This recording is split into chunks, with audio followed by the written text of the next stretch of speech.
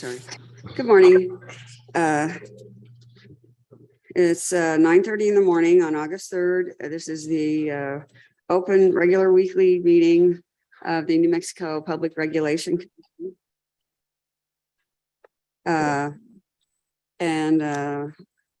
I'd like to begin with the item number 1, or call to order and roll call.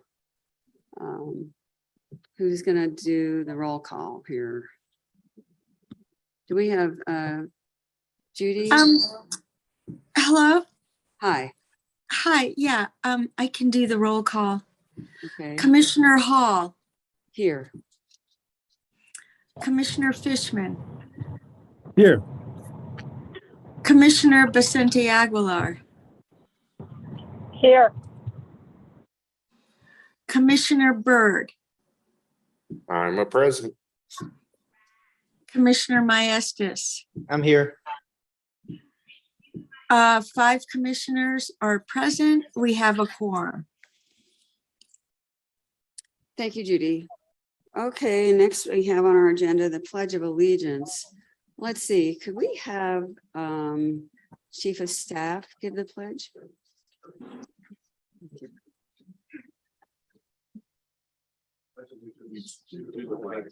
Of the United States of America and to the republic for which it stands, one nation, under God, indivisible, with liberty and justice for all. Of the state of New Mexico, see a symbol of perfect friendship among united cultures. Thank you, Mr. Probst. Next, we have consideration and approval of the agenda. Do we have any changes to the agenda by anyone? Madam Chair? Yes, Commissioner. Is that Commissioner Fishman? Yeah, that's okay. That is me. On the consent action items, I wanted to take docket number 178.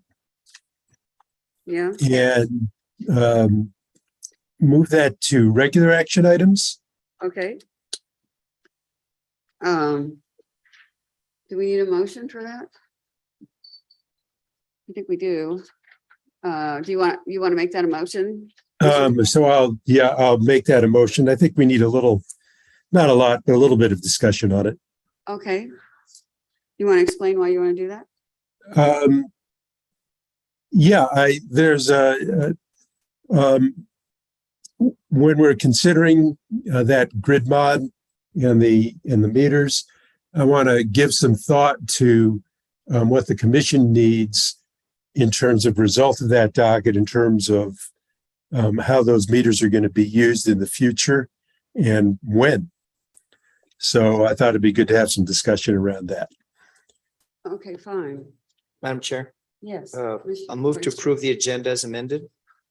Okay, do I have a second? Second. Okay, we've got a motion and a second. Judy, can you take the roll?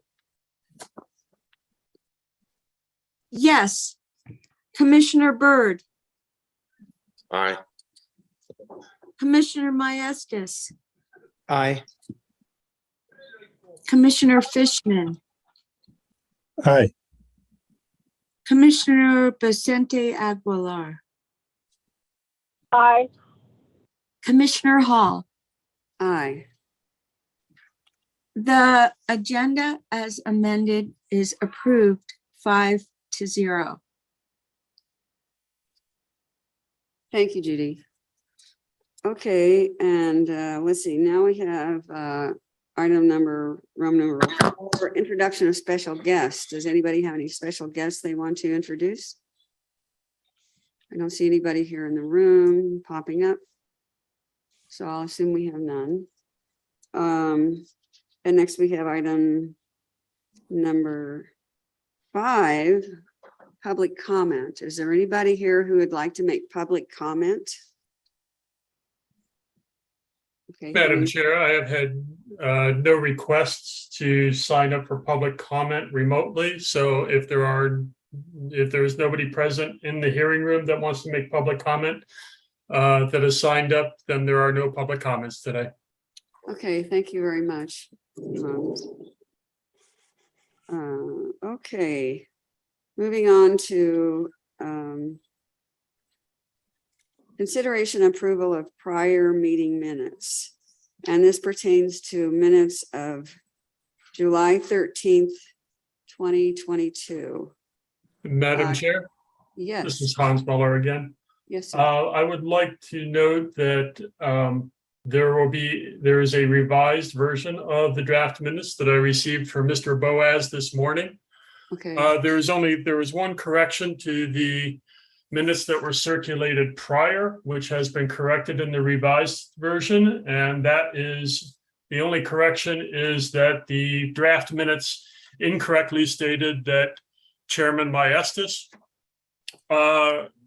opened the July 13th movie, and that has been corrected to reflect that Madam Chair opened the July 13th meeting. That is the only correction. So if we move to approve, it'll be moved to approve as amended. okay, thank you very much, Hans.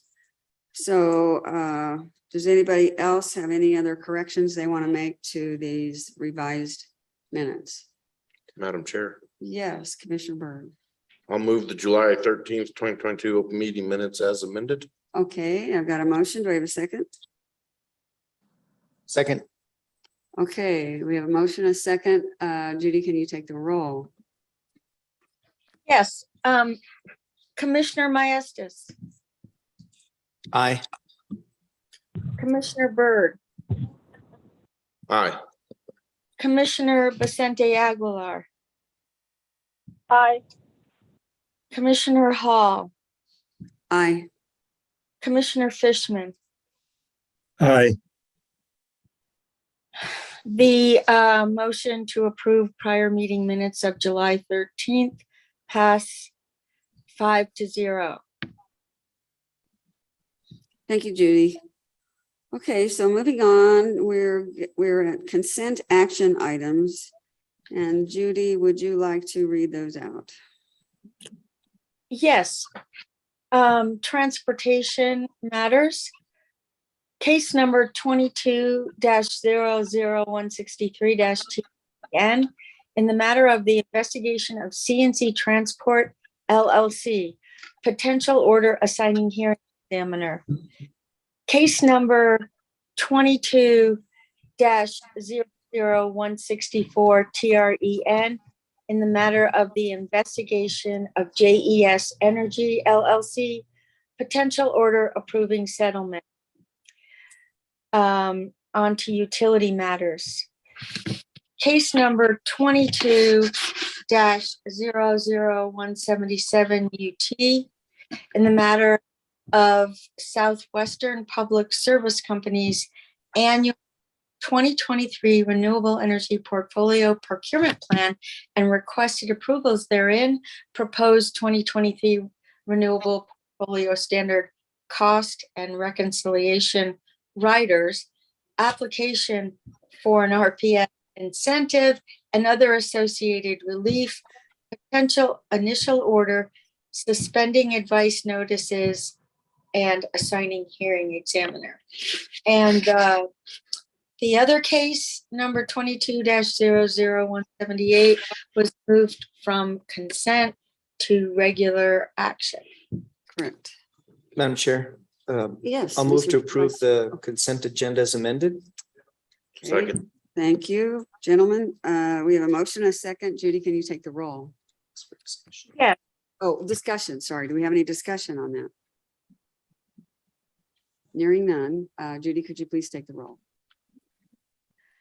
Commissioner Vicente Aguilar, Aye. Commissioner Hall, Aye. Commissioner Fishman, Aye. Commissioner Maestas, Aye. Commissioner Byrd. Aye. The consent agenda matters that I just read have passed 5-0. Thank you, Judy. All right, so we're now on Roman numeral 8, regular action items. Under transportation matters, we have none.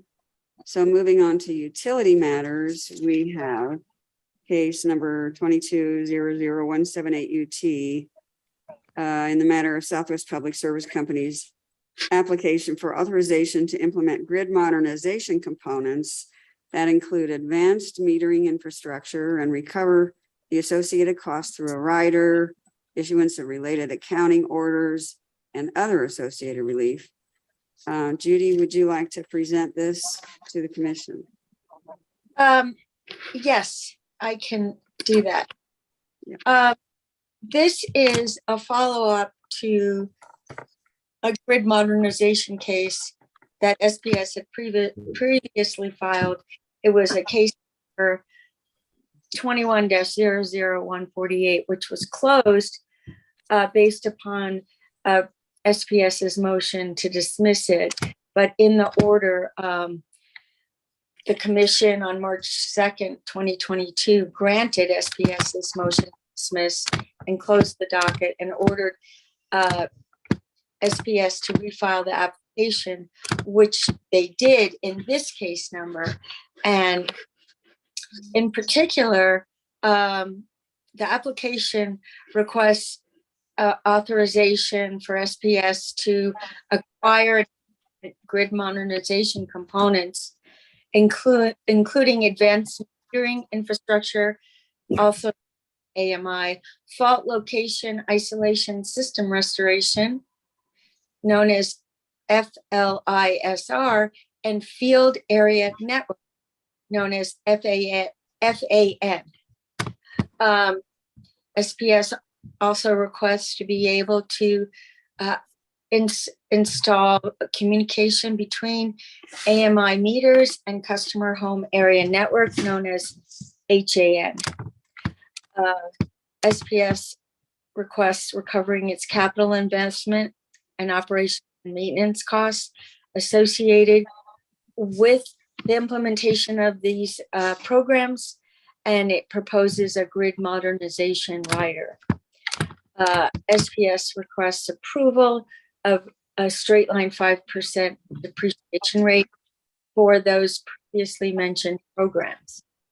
SPS requests approval to create a regulatory asset as a component of the grid modernization rate beginning in January 1st, 2023, to allow the remaining costs of its legacy meter to be recovered over 10 years and earn a return on the asset at its recently approved weighted average cost of capital.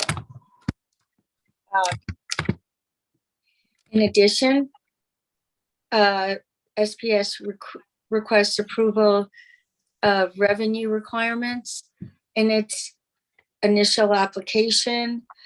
SPS requests approval to reconcile base rate versus rider recovery through the grid modernization rate. SPS requests approval of proposed fees for customers who choose not to receive an AMI meter. And as I stated, SPS requests approval of its grid modernization tariff advice notice number 308, which was attached.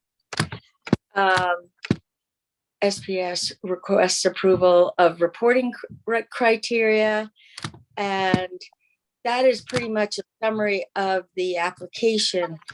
The proposed order finds that the commission originally suspended rate 308, but that it should continue to be suspended and that the suspension should continue until a final order has been issued in this matter.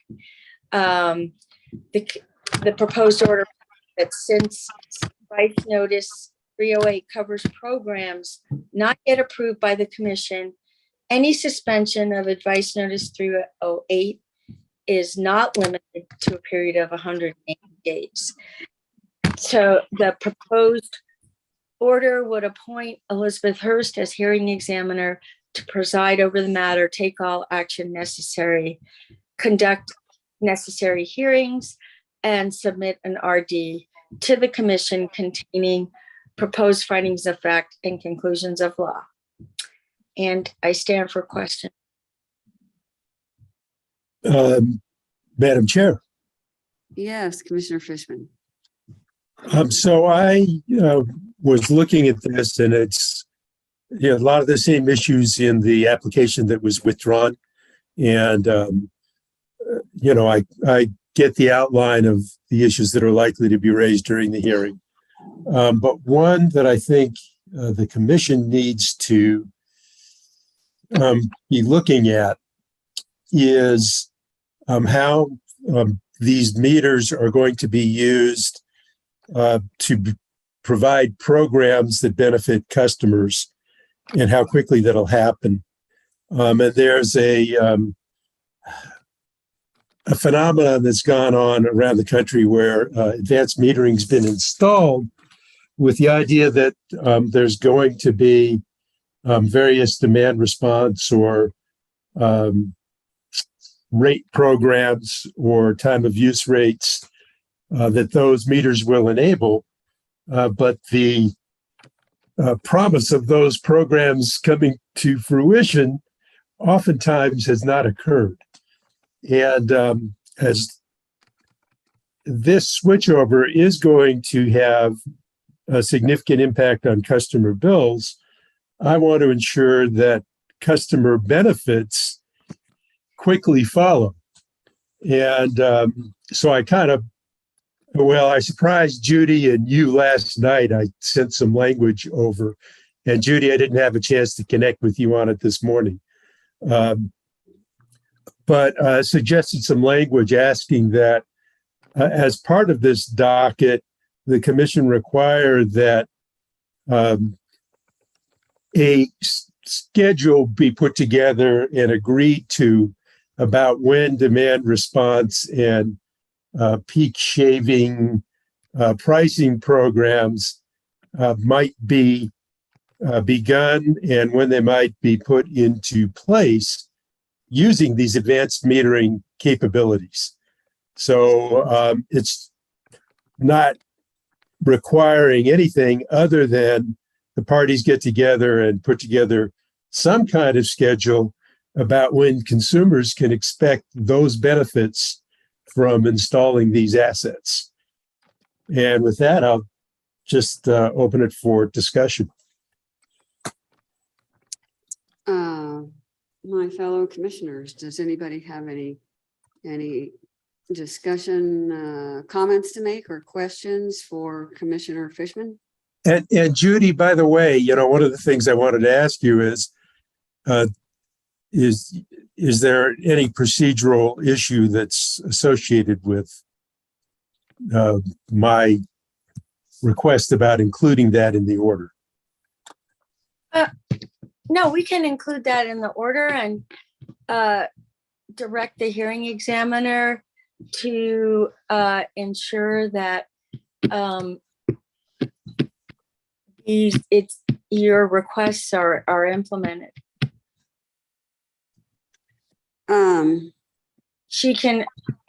We can put it in order that Yes, Judy, you want to read the language out, or I can read it? I've got it right here on my phone.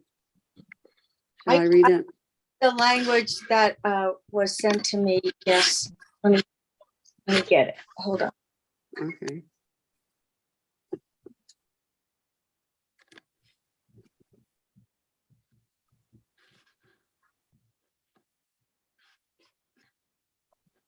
Okay. The RD will include a detailed schedule by customer class, identifying and first peak shaving and or time of use rates, providing significant savings will be available for all customers in all classes. 2, demand response programs offering significant customer savings will be available to all customers in all classes. 3, an evaluation of whether taking advantage of these programs should be grouped into separate classes with reduced load factors. The schedule shall include initial program solicitation and or design, begin dates, program implementation dates, and program evaluation dates. And then there was language about what Commissioner Fishman said which could be a finding in the order, that the initial bill increases attached to this proposal, given those, that it is only fair and reasonable cost savings associated with advanced metering be realized on behalf of consumers and the SPS grid as soon as possible. So we can add all of that language to the order. You're comfortable with doing that, Judy? I mean, Yes, I okay. think it's all very, as Commissioner Fishman stated, it's fair and reasonable. Mhm. I tend to agree.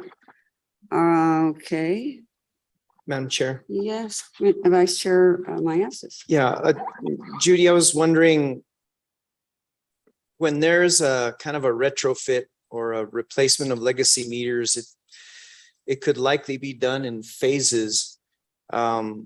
So is it reasonable to believe that all the benefits that Commissioner Fishman wants, as soon as possible, would be provided as the legacy meters are replaced, or do we require as an agency for all the benefits to be available to all customers after the replacement of the legacy meters?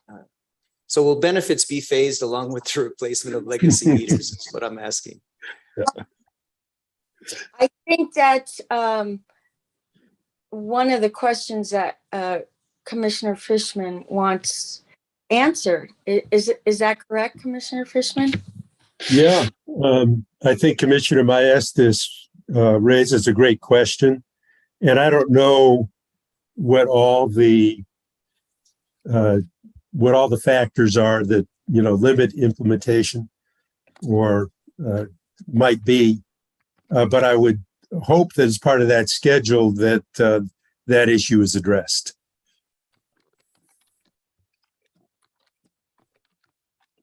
I can include that language. I Okay. would consider that a friendly amendment. Okay. So will the benefits to customers be phased in as in the same schedule as the legacy meters are phased out? Yes. Okay. I'll All right. That's all I had, Madam Chair. Okay, so we have a friendly amendment, and I assume that's a form of a motion. So do we have a second for that? Motion? Well, I'll Commissioner Fishman, I guess he made the motion. I'll second it. Oh, okay. All right. Any discussion? Hearing none, Judy, can you take?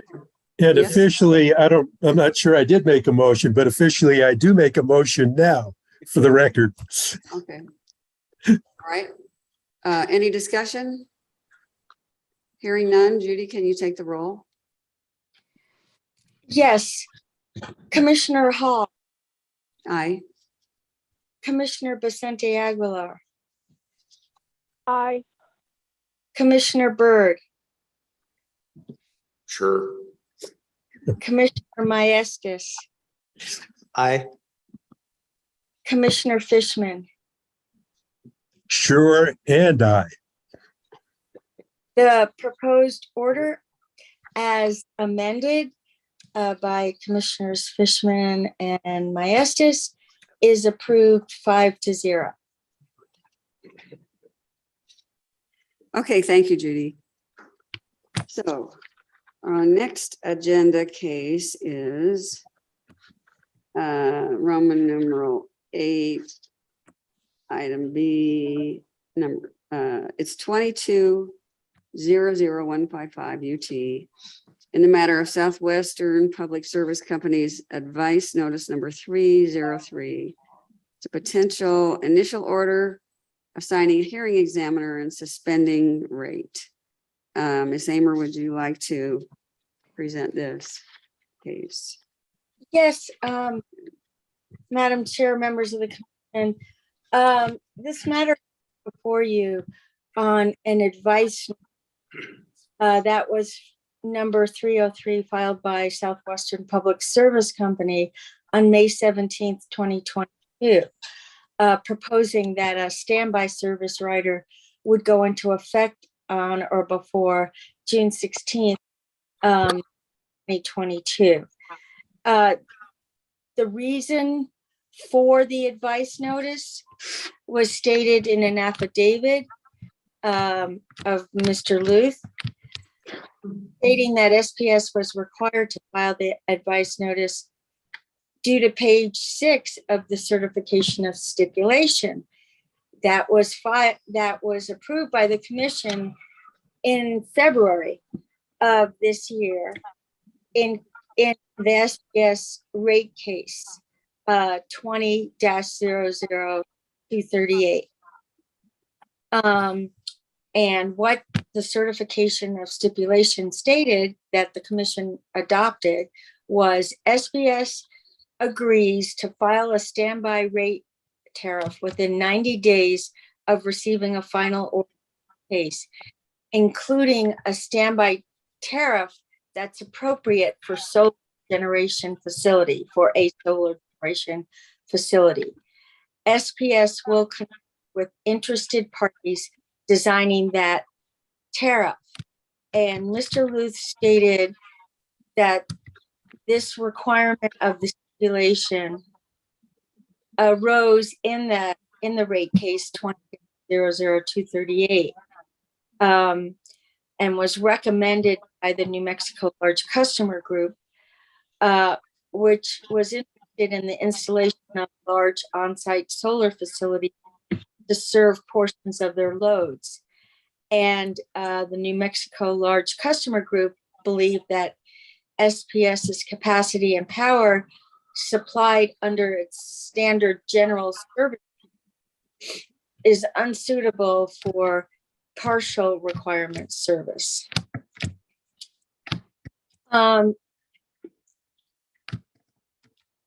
After filing on June 9th, 2022, there was a joint protest filed to the advice note, which was filed by the New Mexico Large Customer Group, Occidental Petroleum Limited, and the federal executive agencies. That was filed on June 9th. In addition, on June 9th, there was a protest and a complaint filed by the Renewable Energy Industries Association, Vote Solar, and the Coalition for Clean, Affordable Energy. So there were two different groups that filed. And in the joint protest, they objected to the proposed standby service rider because they said it was not cost-based and did not comply with the certification of stipulation approved by the commission in the rate case 20-00238. And then in addition, the protest and complaint filed by REIA, Vote Solar, and CCAE objected to the advice notice because they said it was a rate increase on customers having DG systems. They said it was prohibited by Rule 570.12 B2 and C1, which prohibits electric utilities from selling power to their customers having interconnected DG systems at rates other than standard rates based on the power those customers actually obtain from the utility. And that Rule 570 also requires that the utility allow their customers with DG the option of net metering. Subsequently, on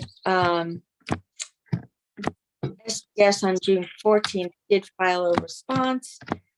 On June 15th, the commission issued an order suspending advice notice 303, ordering SPS to file a response to the protest and file an answer to the complaint, and required that staff shall and other parties may file a reply.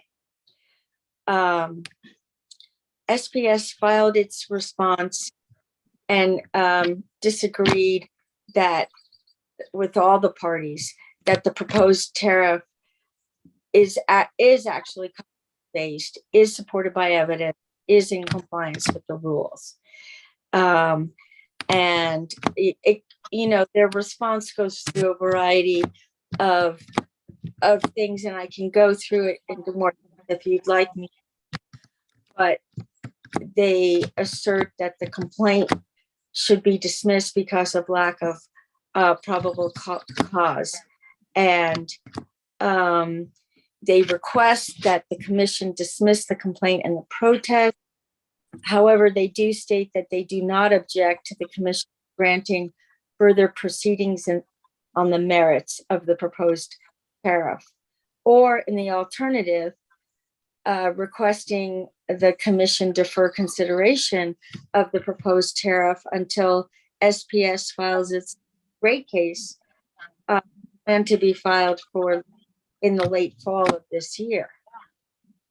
On July 12th, staff filed its reply to SPS's response answer, which recommended that advice notice or 303 should not go into effect without a public hearing, and all the issues should be determined by an evidentiary hearing.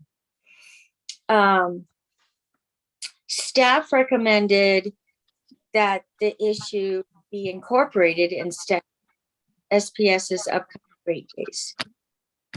Sorry, you broke up, Judy. Did you say staff recommended that it was incorporated where? Into a proposed rate case that SPS they were planning on filing. The proposed order concurs with staff that the issues should be vetted at a public hearing before a hearing exam. You broke up again, Judy. Did you say this order agrees with staff? Is that what it said?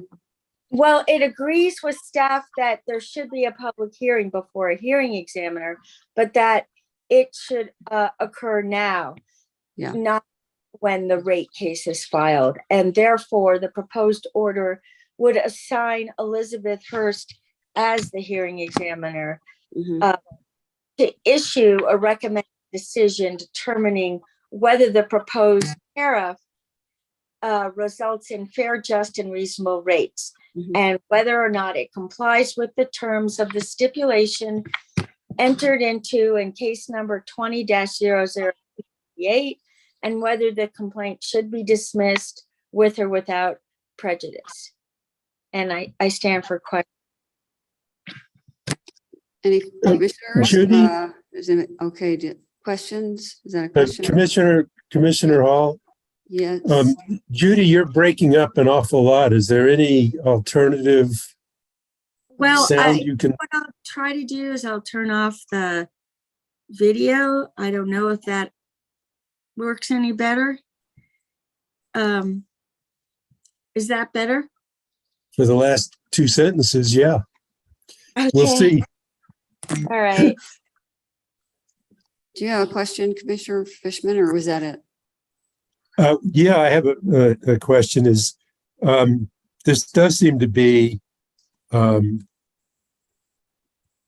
potentially piecemeal rate making, and I understand the argument for putting it in a general rate case. Were there any arguments put forward about why this is more urgent?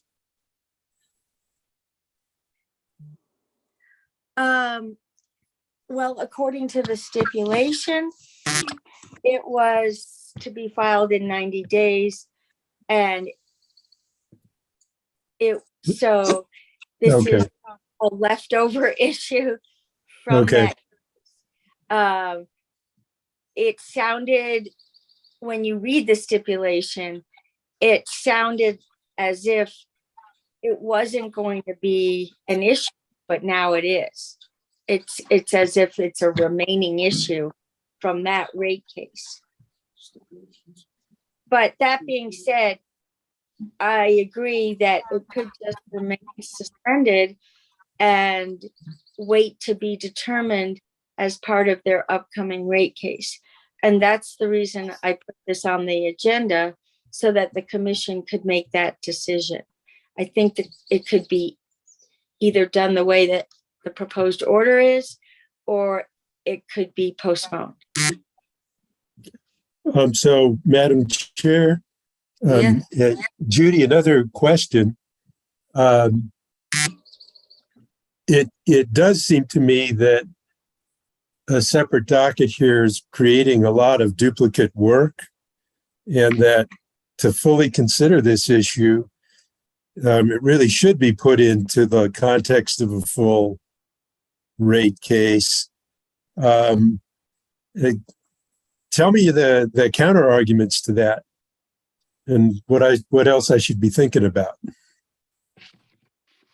Well, the thing is that New Mexico, during the previous rate case, the large customer group is interested in, and it appears, installing large on-site solar facilities. And if the rate case isn't even filed yet, and then it takes at least a year to decide it, there wouldn't be a decision on this issue for, let's just say, 18 months, maybe longer. Okay. So that may determine whether or not they do install the large on-site solar facilities. So Understood. I think that was the reason for the stipulation that was bargained for, it appears, as part of the stipulation, Okay. the 90-day filing of the advice notice, which SPS did do. So a decision to go ahead with these, assigning the hearing examiner and handling this as a separate issue, could expedite the large customers' decisions on installing their own on-site solar. Is that Yes, a correct? I would have to go back and look at the pleadings in the 20-00238 case, but it was something that they did recommend, and it was inserted into the stipulation, the bargain for agreement, which makes me think that it was something that New Mexico large customer group asked for, and that Okay. yes, agreed to filing it within 90 days. Yeah, and this was a rate case stipulation. It was, you probably recall, it went through many different Yeah. dates and hearings, and yes, it was the most recent one that we Right. did adopt the certification of stipulation, and this was one of the terms in it. Okay, thank you.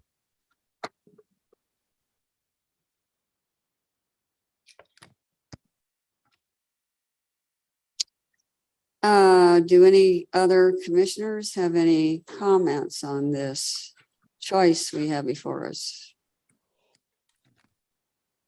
Well, hearing none, I guess I would say, did you have? Okay. I think I would be inclined to follow the advice of general counsel here.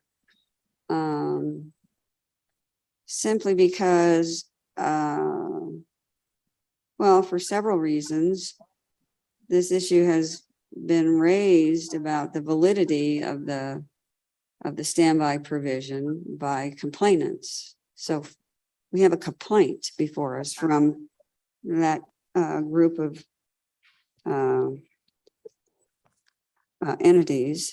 And so to me, that's a big reason we need to take this up. But secondly, and ancillarily, I would say it's not a bad idea to get some clarity on, in general, for entities that are anticipating building resources in the West where we currently have capacity needs.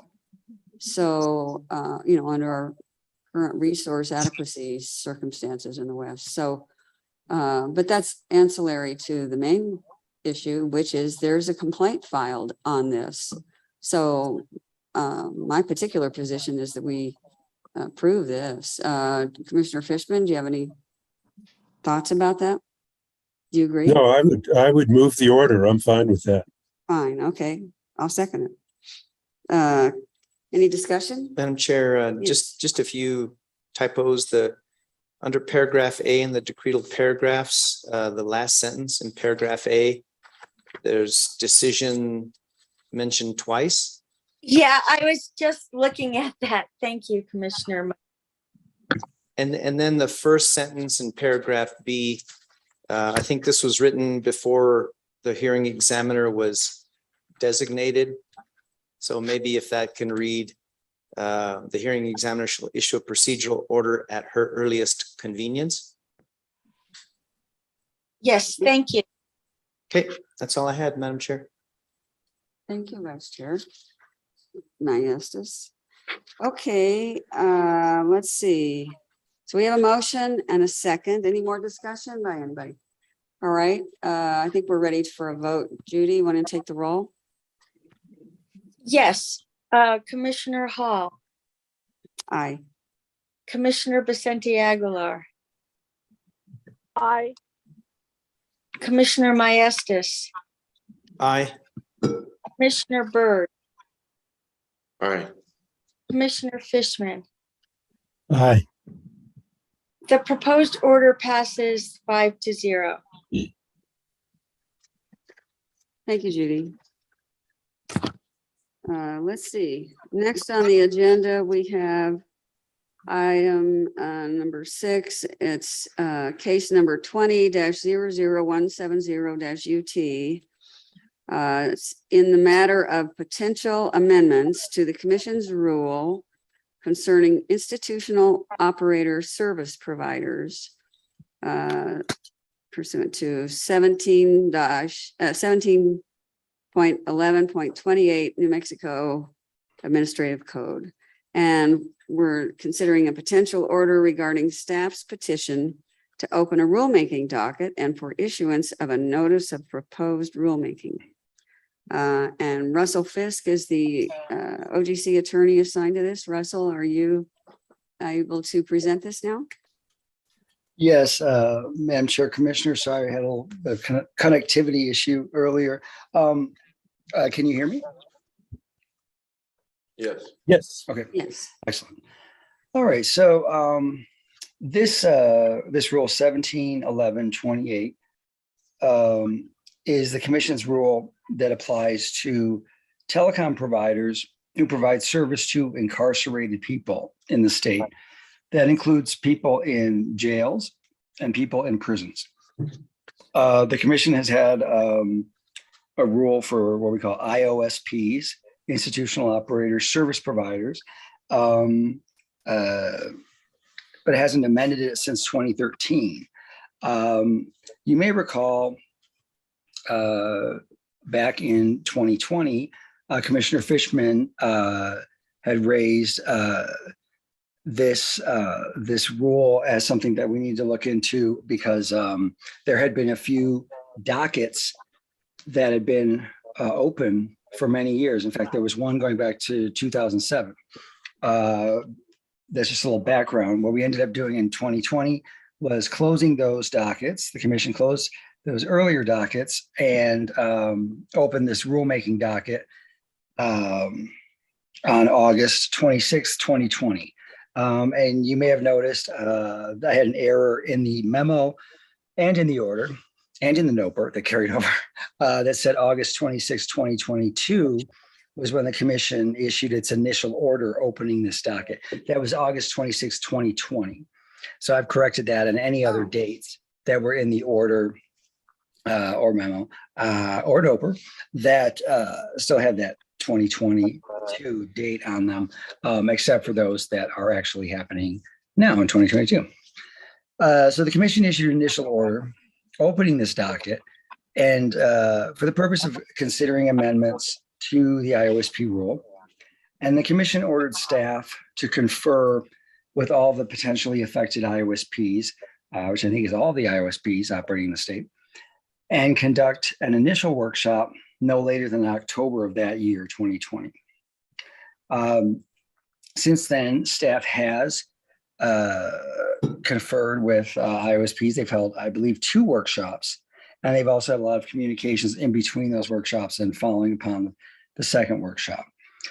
On June 22nd of this year, 2022, staff filed this petition requesting that the commission issue a NOPR proposing amendments to the IOSP rule. And the petition includes red line proposed amendments, which are the exhibit A to the proposed order. There you see a number of changes there. And if you would like to ask about specific changes, I do have Mike Ripperger available to answer questions about specific changes in the rule. Because this is a rulemaking proceeding, of course, you may speak freely with staff.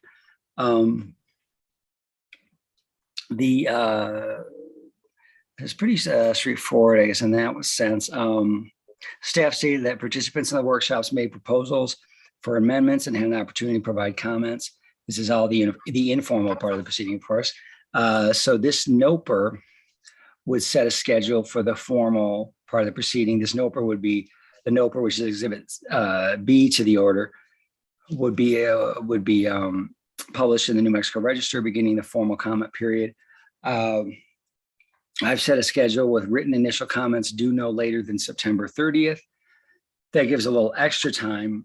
As you may recall, under the State Rules Act, there has to be at least 30 days between the publication of the NOPR in the New Mexico Register and the first date of comments. This gives a little extra cushion in case for some reason we miss a publication date in the New Mexico Register, which I do not anticipate happening, but might as well have that. Response comments would be due October 14th, and there'd be a public hearing held on October 27th. There would be only initial, and for written comments, there'd be only initial and response comments. This is a less complicated rulemaking than, say, the community solar rulemaking, where we had initial response and also reply comments in addition to public hearing. So this is just a very basic rulemaking, which can certainly be done by the end of the year. And with that, I will take any questions, and I can refer. But I would refer the commissioners who have any questions about specific proposed changes to Mike Ripperger for those questions. Thank you, Russell. And thank you, Mike, for being present if anybody has any questions. So commissioners, I'd like to ask you if you have any questions or comments on this. Now's the time to speak up. Commissioner Fishman, did you have anything to say since you're since I'm the perp here? Yeah. Well, just a general question for Mike. And Mike, great to have you here. Yes. So I read through the proposed rule, the starting point there. And I just wanted you to kind of summarize what you see as the major changes that you're making and why. What's the direction we're going with this proposed rule? Thank you, Commissioner, Madam Chair. It's basically sort of a lot of the stuff that's going to be, I think, at play in the rule will have to do with customer notification, display, and it'll also deal with the fact that the FCC has sort of I'm going to apologize for my camera. I don't know what's going on with that. But it seems to happen with more than one camera. But anyway, so there's sort of a preemption that's going on with the federal rates, which in a way is good because it actually has a positive effect on the rates in the state. And so the actual, in the short term, the issue of rates is not a matter of big controversy, I think, in this rule making. Everything else really has to do with how the inmate is treated and noticed, and what their rights are as inmates, and maybe some updates to take into consideration changes in technology. But really, there's a lot of changes. It's sort of a spiffing up of the rule to make it a little more updated, but there was kind of a consensus, and I want to thank the parties for a great cooperation. We exchanged drafts and comments, and this draft rule is not a draft complete consensus rule. It's simply a draft the parties could agree on for the purposes of the rulemaking. We didn't want to have a lot of alternative proposals for each section, which can be confusing. The commission will get those from the parties as the comments and reply comments are provided. But it's really an update of the rule. The issue of rates are less important, oddly enough, and I think that'll come out in the rulemaking. But I want to thank the parties for a really nice workshop, and I think it'll be a good process. So, Mike, two things that I did see that you might comment on is one, there seemed to be a lot more consideration and provisions for prisoners' privacy rights, particularly in consultation with attorneys and so forth. That was one. And then the other, it seemed like there were lots of new provisions that seem to protect inmates from surprise or got you charges for using phone service. Was I reading that accurately? Commissioner Fishman, yes.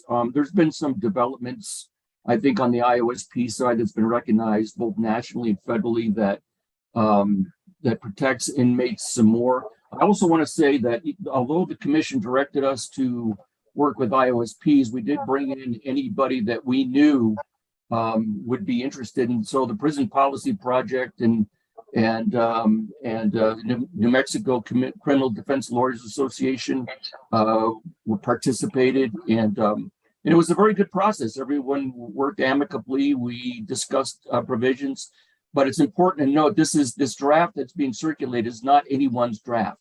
It is sort of what we could work with for the purpose of doing a rulemaking, and so you will see the alternate provisions and comments come through, and an explanation of these changes and what's happening with the rates nationally and with the rule. Okay, thank you, Mike. That's all I had. Appreciate the good work. Thank you. Commissioners, any other comments? Madam Yes, Chair. Vice Chair Maestas. Mike, can you kind of characterize, the complaints received to date?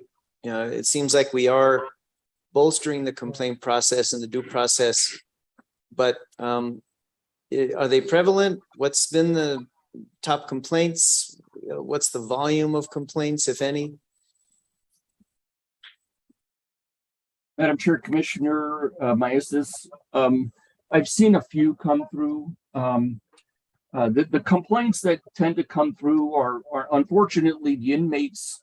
They don't have computer access. They can't just simply file a complaint through our CRD system. They put them in writing. We have to get back to them in writing. It creates a bit of a, it's a lot more difficult to do it that way. It has to do with why rates are being charged, who charges the rates, who's responsible for setting those rates. I'm Mike, trying to think of, could you repeat that? You broke up a little. It has to do with what about rates? yeah, who's responsible for the rates? What are the tariff rates? How can I get a hold of those? Who is responsible for billing me? I think there's been some conceptions among inmates that the PRC is actually involved somehow with billing, and that's not the case. We may provide rate caps and other standards around the treatment of inmates with billing and the treatment of calls, but we are not actually involved with funding or the payment to carriers for inmate operator service provider services. That's done independently. But when you're an inmate, it's difficult from you don't have electronic access. It's difficult to discern what your rights are and what the process is for you actually going and using the phone. It's a little difficult, and so we try to work with that. A lot of times it has to do with why they're being charged, what they're being charged, and how, and who's responsible. So we provide that. There's been some both IPRA requests and complaints that we've answered on that light. So. Chair. Yes. Thanks for that, Mike. Yeah, I was also wondering, I'm going to kind of follow up on Commissioner Fishman's comments on inmate privacy. It says here under restrictions on institutional telephone service that the institution can record the call as long as they post a notice disclosing that fact to the persons using the facilities. Posted, where is it posted? And is this really that discretionary? I thought that all institutional calls were recorded. Commissioner Maestas, I think that in general they do record calls, but I think there are instances when there is communication between an inmate and their counsel that they can ask for an exemption from that. I think they have the right to do that. I don't know how that technically happens, but there may be some variances from that. But given the nature of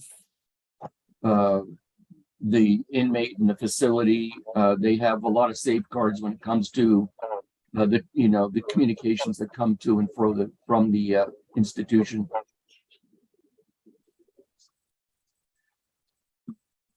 That's all I had, Madam Chair. Thank you, Mike. So, Mike, I have a question.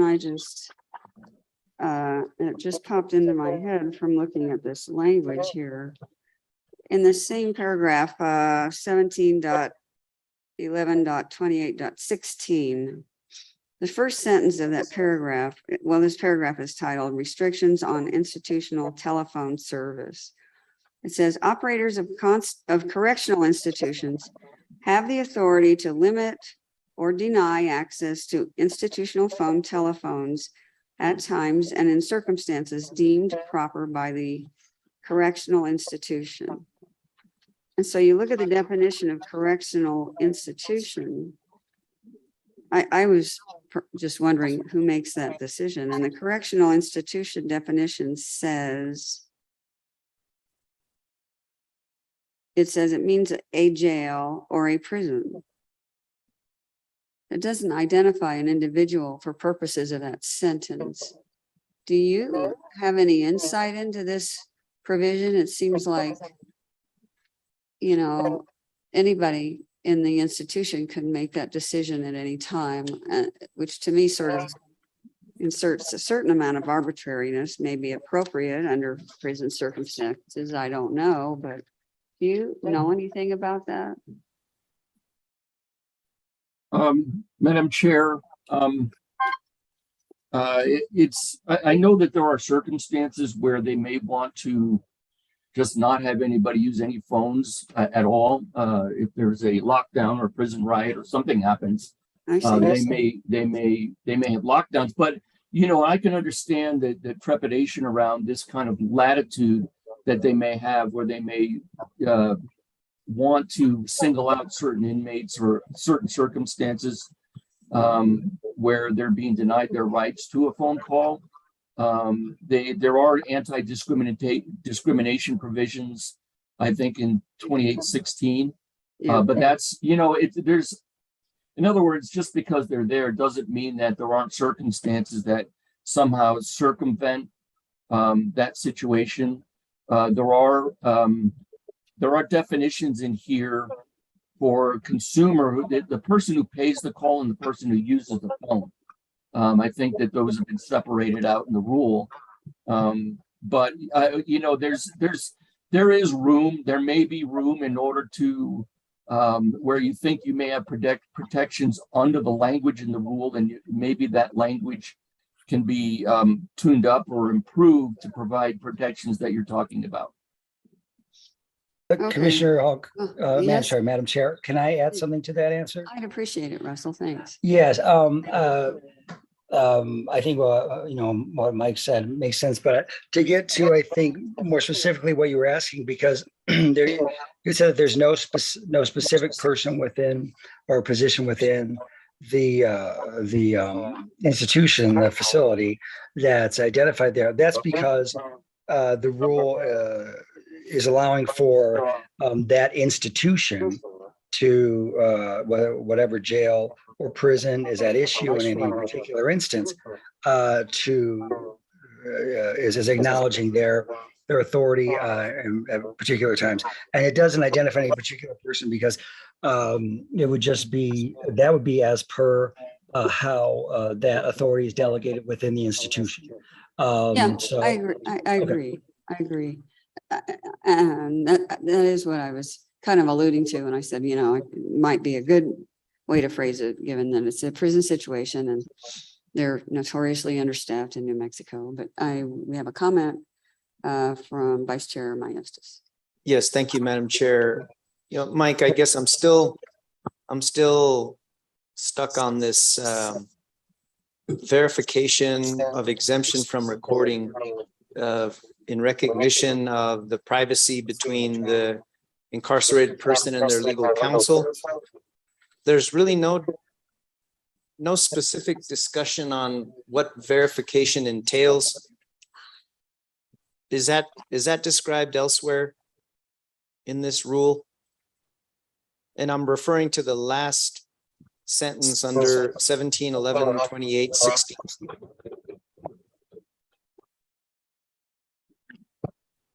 Mike, are you there? Yes, I am.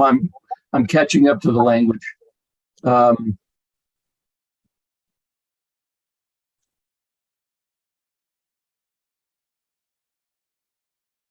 To my knowledge, Commissioner Maestas, I don't remember seeing anything beyond that in the rule for that provision. Only because, I mean, we have quite a bit of new language in this paragraph regarding restrictions on institutional telephone service, but you know, the exemption is only as good as the verification. And if each institution can define what that verification is, I'm not sure how consistent this rule can be. Should we be defining verification or proof of verification instead of leaving it to, I guess, legal counsel of an incarcerated person? Yeah, and Commissioner Maestas, I don't remember that being discussed a lot. Well, shouldn't really talk about what transpired during the workshop. But but basically that might be an issue that might be worth exploring in the comment of the rulemaking. I don't think it was discussed. I don't remember it being discussed that much. It could be not remembering, but it may be worth exploring. I can't remember what that verification rate may be, and I don't remember anybody asking to put additional language in the definition section to cover that. Okay, I guess I will put that on my radar screen. And I'm assuming these recording systems vary from institution to institution. But I really do think that we need to maybe explore the verification side of this. We'll make a note of that. Commissioner Maestas, and give that some thought. So we appreciate that. I have a question to. Okay, Commissioner that's all I had. Myers. Oh, go I'm ahead. trying to understand what your, curious what your concern is that you think that there may be situations where the institution would not want to grant the confidential nature of the. No, it's not so much. It's after they grant the exemption to record, how do they verify it? Demonstrably verify, okay, the recording system's off. This is our verification. Oh, I see. It just says provide verification, but it doesn't say how. So Exactly. you should establish a list or something. Sorry. Yes, they have to. Thank you. Or, some Yeah. Some standard of some verification. methodology. Yeah. Yeah, of course. Instead of just telling And it should them be the system's standard. off, go ahead and have your attorney-client, privileged conversation. And Right. um, Yeah. A good point. to me, I think it's important in the context of this paragraph here. Okay. Yeah. Interesting. I'm glad you brought that up. That's all I had. Okay, thank you, Mr. Vice Chair and other commissioners. Does anybody else have any comments or suggestions or anything else? Commissioner Fishman, you're finished with your comments? No, Madam Chair, I just wanted to note that when I was in the state Senate, there had been several proposals about legislation to address some of these issues, and I can't recall what happened with them, quite frankly. But, as you look at this rule, I think a lot of the issues probably were better handled through a rulemaking anyway. And that's what originally drew my attention to this issue.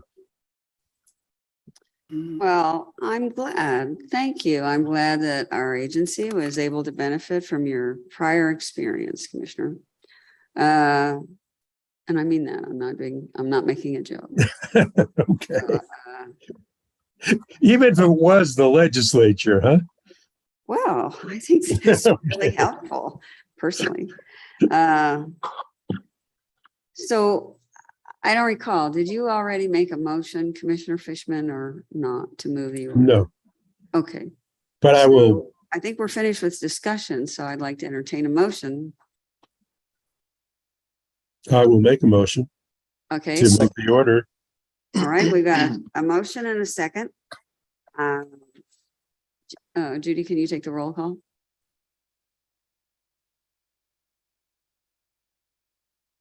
Or Russell? Judy doesn't seem to be available. I can take the roll. Thank you. Madam Chair, Aye.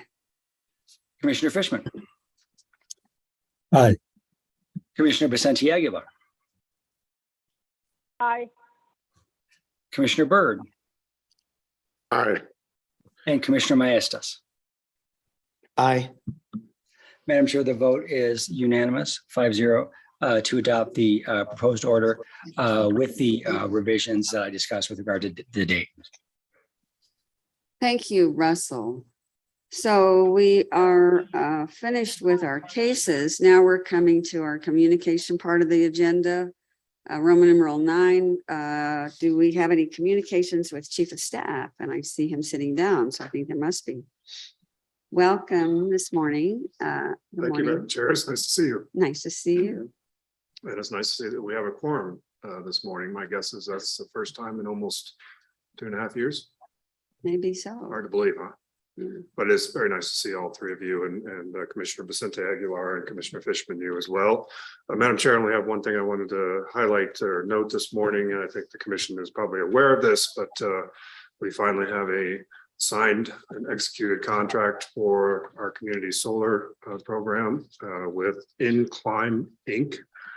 I believe that was, we received final approval of that on Monday or Tuesday. So that's a big deal.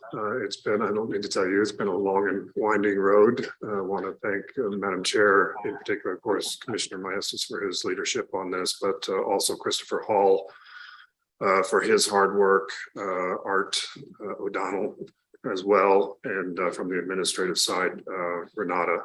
This has been I want to say it's been difficult. It's just been different because we haven't done something like this before, and the mechanism for using community solar fees to pay for this is something that we haven't done before either. So there was quite a bit of back and forth with a state procurement and contract bureau and all of that to make this work, but we made it work, and that's the important thing. So we'll move on from here with that contract, and just wanted to let commissioners know about that if you hadn't heard. And other than that, Madam Chair, happy to discuss any topics you would like to cover this morning. Well, I guess on that point, Mr. Probst, I think for the listening public, I'm not sure who's listening in, but could you just, give us a real brief summation of what their tasks are? What's the name of the outfit again? The name of the organization is Incline, Incline, Inc. Yeah, what will they be doing They for will us? be the administrator for the community solar program. So whatever that entails, and I'm sure there's a lot of things I don't know what it would entail, but in broadest terms, they will be the administrator for their community solar program.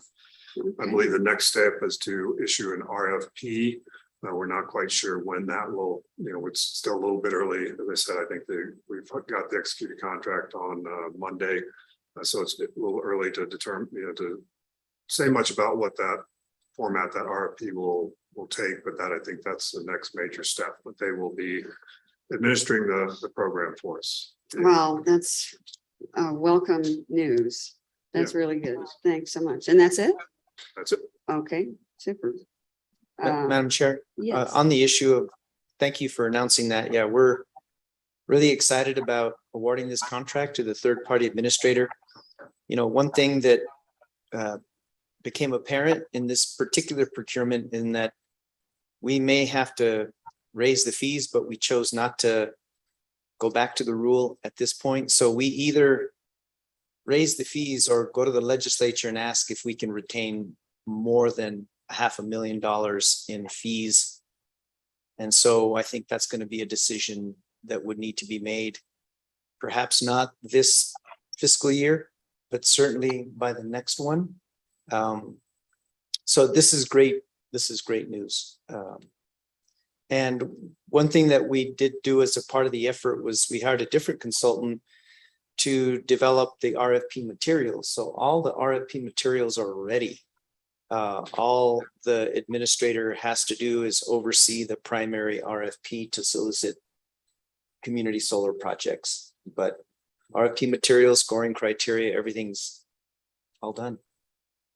Well, Commissioner Maestas, Vice Chair Maestas, I just have to say that's outstanding. It's amazing that you guys have been able to get all this put together and in place in a timely fashion. And I'm really proud. It makes me very proud of this agency. And I'm sure the rest of the commissioners feel the same way.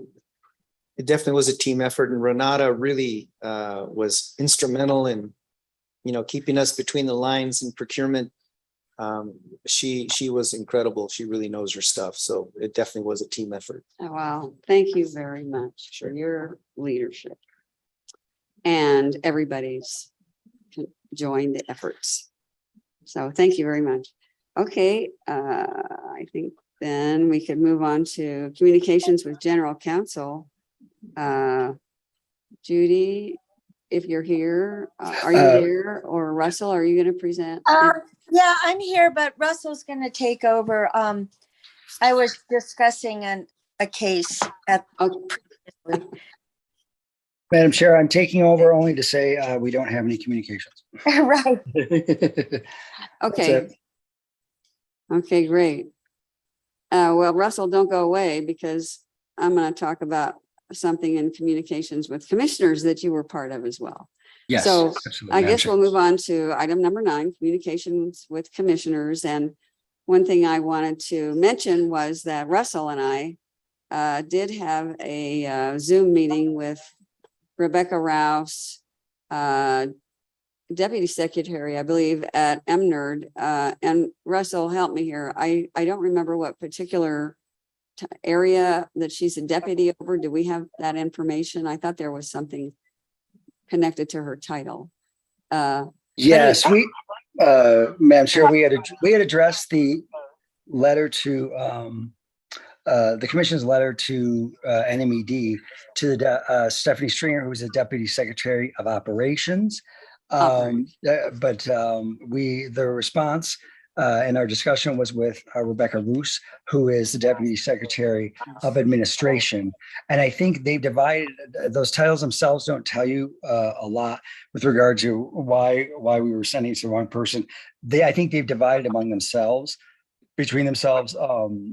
duties with regard to NMED. And when it comes to the Drinking Water Safety Bureau, that happens to be under Deputy Secretary Roos's sort of her duties. So that's why we were talking to her instead of Stephanie Stringer. If that answers your question. Yes, it does.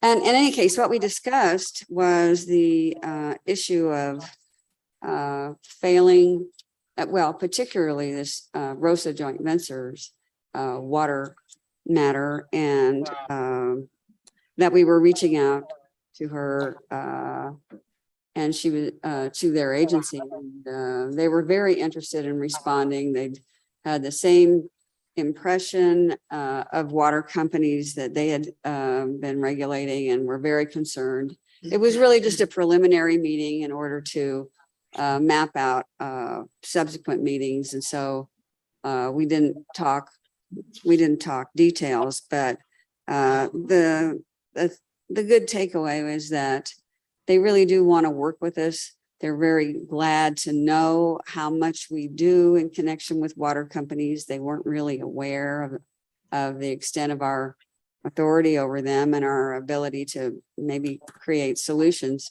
So she was very, very pleased to be talking to us. And that was really nice. And it was really kind of an opportunity to reflect on how maybe we should be reaching out more often to other agencies because they like it and they need help and they see opportunities for collaboration. And I think we really have a lot to offer and we should be doing things like that wherever it's appropriate and fits in with our work issues ourselves.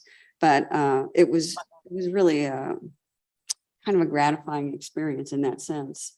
That, hey, this is some way we can have some synergy with another agency and maybe help solve a problem more effectively. So that was a good thing. And I look forward to hearing from her in a couple of weeks when she has a better, I don't know, I forget. Russell, do you recall what she needed some time for, maybe to go through more consultation within her agency, or was it more of a scheduling issue? I don't really recall. Well, Madam Chair, most of our, and I provided to the commissioners my notes of that conversation, and a lot of it revolved around a governor's task force that Deputy Secretary Roos is on. It's the Water Policy and Infrastructure Task Force, which seems to have a very broad I want to say charter to include, that includes, issues that we raised. I think it sounded like there really is a lot of, we can really have some valuable input here and there, and she's interested in it. The state engineer is on that task force, and they're really looking into water issues in a broad way.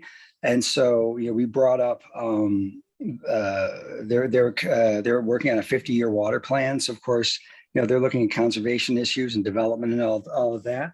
And, we raised the issues of our general issues when it comes to water utilities, which is that sometimes these water utilities will be set up by a developer and maybe in a place where there isn't really adequate water. The state engineer, of course, would deal more with that. But they also seem to be unaware that they're public utilities that are regulated by the commission. So that often happens, as you know. And they rarely, it's very rare. In fact, I've never seen it where a small water company has a rainy day fund, or a not so rainy day fund, I guess, a fund they build up a fund from their rates, have a little extra built in their rates to prepare for the day when their system starts to fail, which it will eventually. So, this task force, I think, has a very broad mandate, which could include dealing with those issues, proposing legislation to deal with issues like that, so that we don't end up in these situations like Rose's Joint Venture, AV Water, and who knows what will be in the future. That's right. And so my point was, do you recall what's the delay in us getting back together?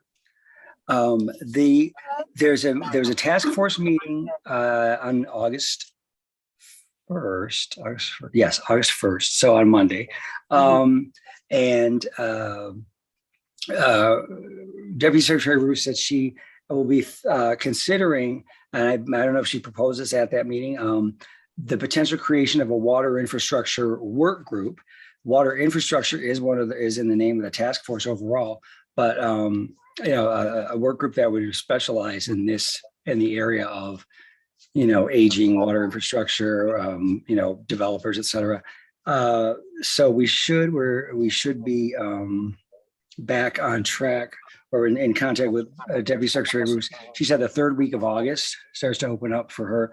So I think she'll have some information for us as to how if the task force is open to some contact with participation of input from the commission. Yeah, good. Okay, great. Thanks very much, Russell. Other commissioners, does anybody have any other commissioner issues to share? Yeah, Madam Chair, just to, piggyback off your discussion now, I think it's important for us as an agency that small to really partner with other sister agencies. And I see some low-hanging fruit in terms of maybe considering MOUs where we kind of leverage, each other's technical services. Like I've had a need for geographic information services, and we don't quite have, that capacity here, but, DOT may, or other organizations. So that could be the low-hanging fruit. It's a great idea. But I think at the broader level, what I see is kind of a vacuum when it comes to talking about technical issues that could be the subject of proposed legislation. I know we have a citizen legislature that really relies on their own personal subject matter experts. And I don't think this agency is at the table when we're talking about, refining the ETA or fixing some existing pieces of legislation. And I don't see that 360-degree kind of effort between appropriate agencies in advising the legislature. And so, because we're the ones that are tasked with implementing certain pieces of legislation, and I think we've got great insight. Christopher and I have a kind of a running legislative agenda, and hopefully that would really inform our own legislative agenda as we enter another legislative session and the cycle that goes along with it. So I really think even talking about meatier issues like legislation with sister agencies could be a benefit, especially for the legislature. And I also see that as kind of low-hanging fruit. So this dialogue you've started, I think is very good. You know, we're already participating in efforts like the climate action teams that have been established. Mary Jane Parks, our solar innovator fellow, and Christopher Hall have been participating on the transportation climate action team. And so we are, you know, kind of getting in there and getting a seat at the table, but I think we can do more to move New Mexico forward. So I think this is a worthy cause that you're continuing. So Thank you. keep it up. You have five months, 6 months. Hi, great. What are we in now? We're in August, September, October, November, December, 5 months. And in connection with that, I appreciate your comments. I am reminded, I did want to say, I want to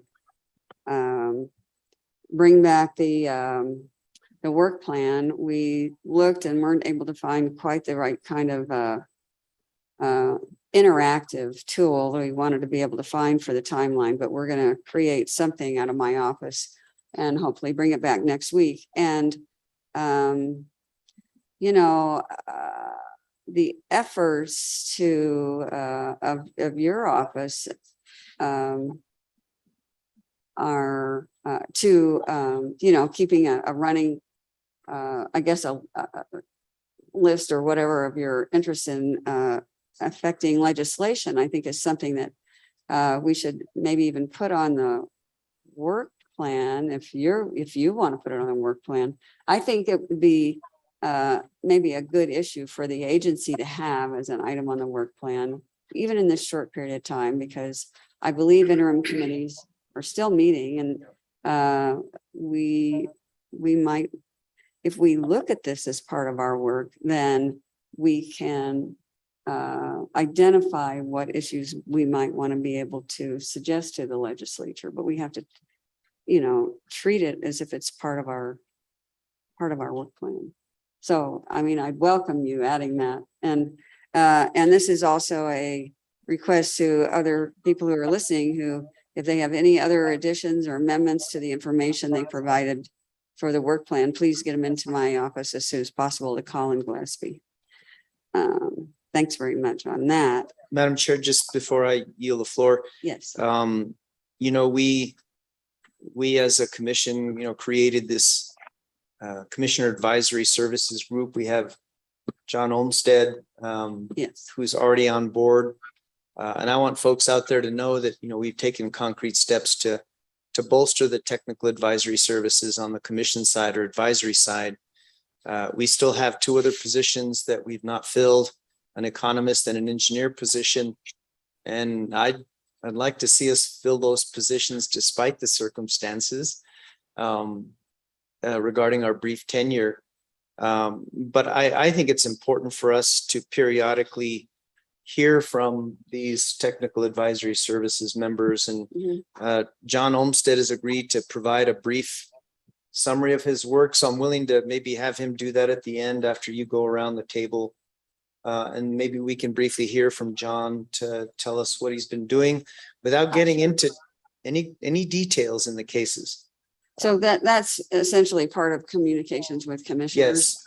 Yes. Insofar as It's these kind of a sub item, but we don't have to do it every week, but I think it's important for commissioners to know what these individuals are doing, and then they can think about potential tasks they'd like to assign John and hopefully to others that we intend to hire. I have been thinking about that. Well, that's a good idea. And I guess I should also mention, we do have news on at least getting a contract in place to get services as needed, but not to exceed 2 days a week's worth of services from a candidate we'd offered the position to, but who had already found another job, and that contract is in the works. I'll announce that when the contract is signed, but it's been agreed to verbally, but I'll wait till it's signed before we go into that. But we will be able to have some at least contract services through the end of the year for the economist position. Great. Yeah. That's all I had, Madam Chair. Okay, great. Mr. Byrd, you've been pretty quiet. Do you have any communications? Yeah, a couple things. Great. Oh, good. Now the agenda's being updated. So SPP said they would be available next week if we have time in our schedule for them to do their presentation. I don't know what the schedule looks like next week, but they are available. Well, that's really nice. And how long would their presentation be? I didn't. I told them that depending on, we'll probably put them towards the end like we did here today, and then we can give them as much time as we want. And Yeah. we could ask questions, Okay, really go deep, and they were okay with that. okay, They didn't think over an hour, but yeah. shouldn't, probably 30 minutes, 20-30 minutes for them Oh, to get all their information, because there's a lot of thought that went into why things need to change. oh, I think what they're doing is a big effort, and I don't begrudge them more time. I think we really need to get smart on these. We need to get smart on these services that are being offered by numerous entities here in the West. We need to be able to discern among them. So I don't begrudge them more time to present at all. I think it's our job to sit and listen to what they're saying and ask questions. So I'm grateful that you're on top of that. And I wouldn't mind asking General Counsel, do you have any, and this would be Russell or Judy, whoever's on and can speak to this. Do you have any insight into whether we have a long agenda next week or not? Or you just don't know until Friday? Well, the only possible thing would be the Christopher Ryan RD, and maybe Mike would be able to weigh in on that, because I don't have any more updated information. Okay, well. Madam Chair, just to add to that, I plan to have the SPS's motion for stay of the community solar rule, and maybe a couple of rulemaking matters, one telecom, the other I don't recall at the moment. So I may have a number of things for the regular agenda as well. I don't know if they'll be particularly time consuming, but they may be. Okay, well, and I don't think just because we're hearing an RD presentation means we cannot also have the SPP presentation. I really think we have the bandwidth to hear both. So I'm not hearing anything. I haven't heard too many cases listed, so I think, and I'm sure we'll be fine. I'm sure we'll be fine. Well, Madam Chair, I'll check in with Hans or Yeah. Judy on Friday Okay, and see what's developed by then. Yeah. And then I'll let SPP know yay or nay. okay, good. Okay. Well, I mean, I wouldn't say no. Well, I'm going to tell Mr. Susky now that it's going to be scheduled, and I'll keep him informed. Okay, great. Oh, thank you very much. All right, so Vice Chair Maestas, would you like Mr. Olmsted to make a presentation now? I don't know if you want to ask the other commissioners. Madam Chair, Oh, yes. Yes, Commissioner Fishman. You have a comment? I had a couple of commissioner comments if we want to wrap that up before John starts. Oh, absolutely. Okay. So number one is, and John will be talking about this in a second. I think he's working on putting up these IOU profiles on our website so that the general public can kind of get a picture of, our utility operations, our major utility operations, and what their characteristics are. And one area that we don't have the greatest data is how much renewable energy is being generated. And I had a thought that it might not be a bad idea for the commission to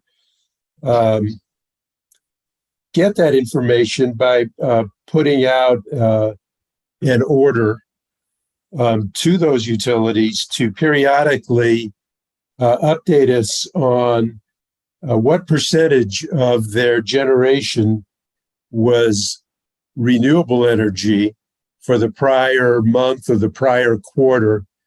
I'm not quite sure what time period we should choose, but that should just kind of be a standing order. That information could be included in the utility profile on the website. And so I wanted to just quick check in with commissioners and general counsel if that's something that is desirable to do. And if there are issues that we need to consider that would require us to put that on the agenda for next week. Madam Chair, I have a question. Yes, Commissioner Byrd. Commissioner Fishman, is this different than what P&M is already doing on their website? I don't know. I haven't looked at their website, and I might be just ignorant of it at this point. So currently renewable energy serving our customers 20%. And this is kept current. I don't, Mark, probably, is it every 5 minutes, I think, or 2.5 minutes? Yeah, I think 5 minutes. Yeah, I'd asked him before. So it updates itself every 5 minutes, somewhere in that range. It's not a lot of time goes by. No, go ahead. But anyway, they're constantly reporting their alternative energy So production. Oh, excuse me, Commissioner Fishman, this is something we asked P&M to do several years ago. Mhm. And they have done it since that time. With respect to the other utilities, I don't think we ever asked, and I don't Okay. know.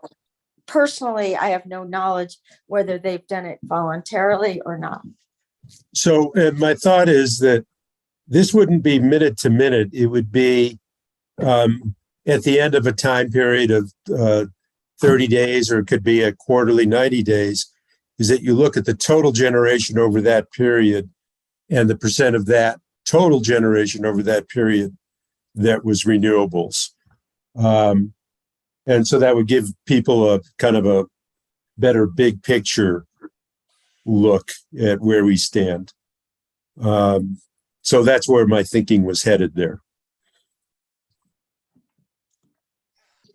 So I'm sorry, Commissioner Fishman. So to place on next week's agenda, did you say, I'm sorry, a presentation, or you want to hear from the utilities themselves, or that you'd consider, consider action by the commission to order the utilities? I'm sorry, I see Yeah. clarification.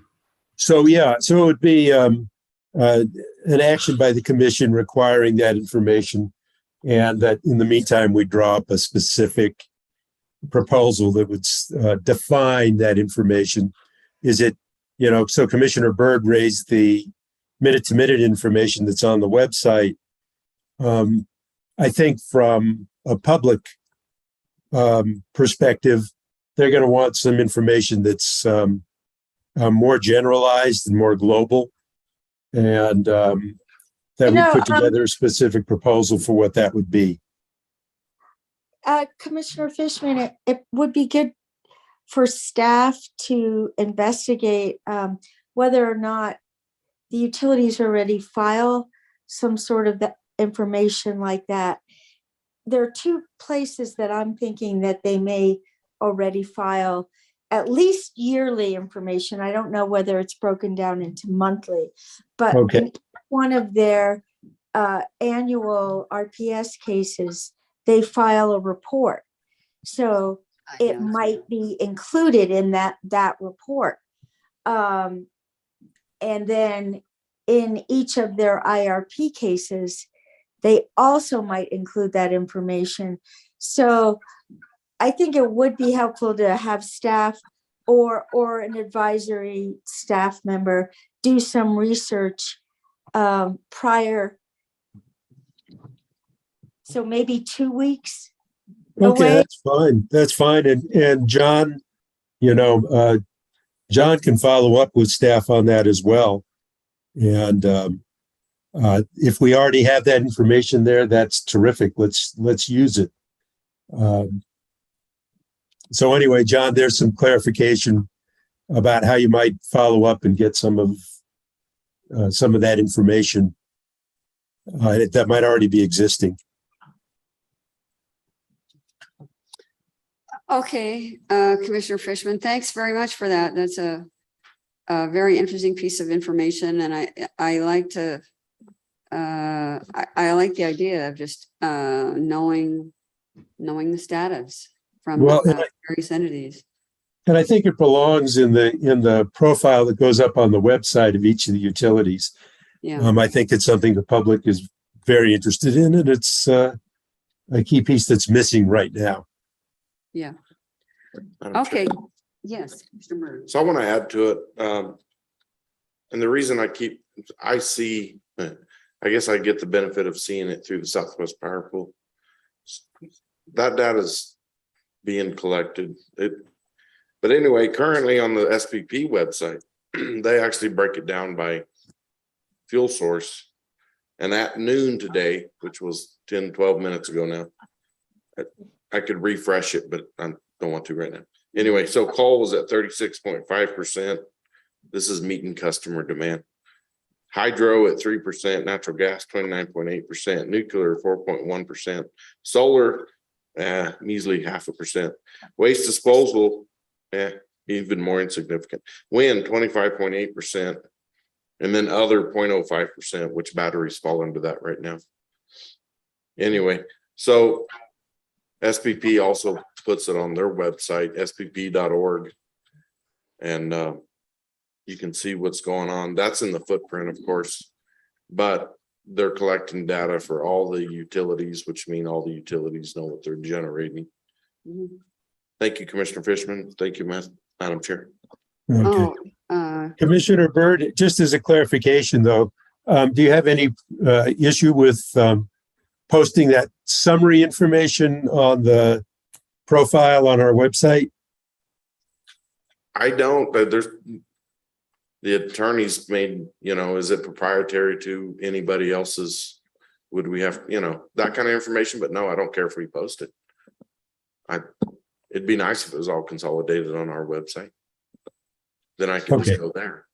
I just wanted to be sure that we were clear on that. Okay, thank you. Yes, Commissioner Fishman, when we look at the reports, I don't know that there's anything in the renewable energy reporting that's considered trade secret. If there were, it would be filed in a confidential manner, so we'll be able to tell whether that's considered confidential, but I highly doubt it would be. Okay, terrific. That's all I had. okay. Thank you very much, Commissioner Fishman. I have a question for you, Commissioner Fishman. Are you intending for John Elmstead to make a report today or not, or to us? I mean, we don't have it on the agenda is my one concern. Nothing other than what Commissioner Maestas has arranged. I was going to suggest that we would have an official presentation from John next week, but I'm fine with what Commissioner Maestas has arranged here, that John can just give us a quick update. And Madam Chair, I think we said 2 weeks. I think OGC recommended 2 weeks because we're also going to look into what the utilities are currently doing on their websites, because I believe this began with a discussion of their websites. Russell, could you talk a little more slowly? I'm sorry. Oh, I'm sorry. I believe this began with a discussion of this discussion has evolved as we've gone through it. But I believe OGC Judy recommended 2 weeks, which I would recommend as well, because I think we've talked about a number of different solutions here. First of all, I believe Commissioner Fishman brought this up in the context of what the utilities were reporting on their websites. And then we said we look into what is actually being reported to the commission in reports, renewables reports by the utilities, and have John Olmsted look into that. And then we can look at what the requirements are that we have under our rules for that reporting. And then, so I think 2 weeks is really we're looking at, because there were a couple of issues in there. Commissioner Fishman, does that sound right? Or maybe I became confused. Yeah, well, my focus was, again, just getting these utility profiles up on the website so that everybody has a quick reference about kind of the operating characteristics of each of our major electric IOUs. And so John's done a great job of formatting that and getting the information together. And my bet is that when John starts talking to staff and sees the information that's there, he'll make some really good recommendations about how to present this information. Okay, So, well, maybe we should, I'm sorry, maybe we should do that this next week then, since he'll be doing a presentation on his assignments generally. Okay, so we can put that on next week's agenda. Russell, are you comfortable with 1 week then, since John will be doing Yes. his work? Yes, I think we've narrowed it a little bit, what we're doing. So Yeah. that makes sense to me. and I Okay, based on his work, I trust him completely to put together a good recommendation. okay, let me see. I need to interject something here. We were intending to have a presentation by Sandia Labs, and a number of team members are going to be participating, and they've been on standby since 11 o'clock, and it's almost 20 after. I'm wondering if we could postpone this presentation that we don't even have on the agenda from John until next week, in conjunction with all the other stuff. If that would, Mr. Myasis, I should be addressing that to you. Do you? That's fine with me. Yeah. Okay, because, it would be better for this presentation to commence. I mean, he could present afterwards if you want as well, but this is going to take, approximately, approximately an hour or 90 minutes, somewhere between 60 and 90 minutes, depending on our questions, I guess. But I think we should get started on that, since we're a little bit behind when I thought they would be able to get going. So thank you. I appreciate you, Vice Chair Myasis, letting me make that change. Okay, so what I'd like to do now is move on to this presentation. We have Howard Passell here in, am I saying that right, Howard? Is it Passell? Okay, and Howard, I apologize, I don't know your job title. And if you want to tell me, I would like to tell. I'm an ecologist. Oh. Indian National Labs. Well, okay, Principal member of the he's a principal member of technical staff by profession, an ecologist from Sandia National Labs. And Howard, along with his team, which he'll introduce, have been working for at least I would say a year and a half. I don't recall how long. I don't know how long you've been working in it, but it's been at least a year on a modeling tool that can be very beneficial to decision makers, especially commissioners of utility commissions, in being able to envision the combined influences of a combination of resource mixes in serving the public. And it's a tool that permits you to ask it questions, and it will give you answers about what would be the effects of changing resource mixes, for example. So, and I'm sure it has many other good features, and I'll leave it to Howard to explain.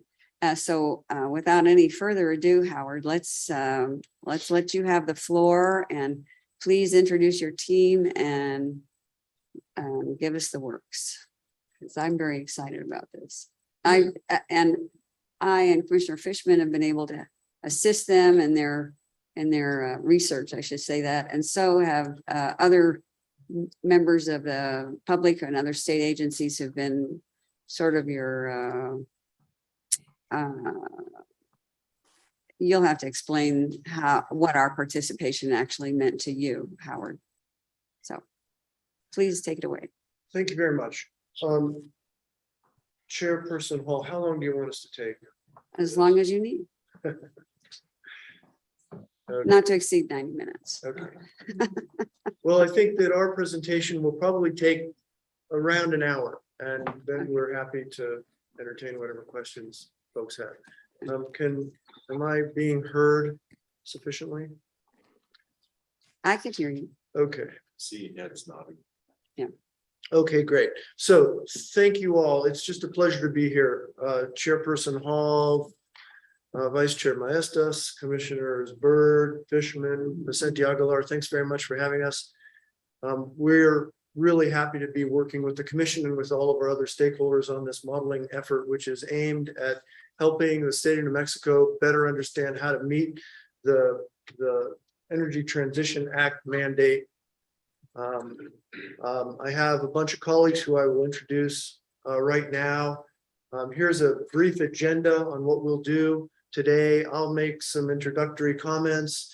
Then our colleague Mercy Domeno, who's a former Sandian and now a contractor with Bosque Advisors, will talk some about the model overview and capabilities. Len Malchinsky, another former Sandian and now a contractor, will discuss system dynamics modeling, which is the environment that we're working in, just to give you a little bit of a background on that. I'll make a model demo to give you more insight into the way the model works and what it does. My colleague Will McNamara will introduce some of the work we've done on time of use data.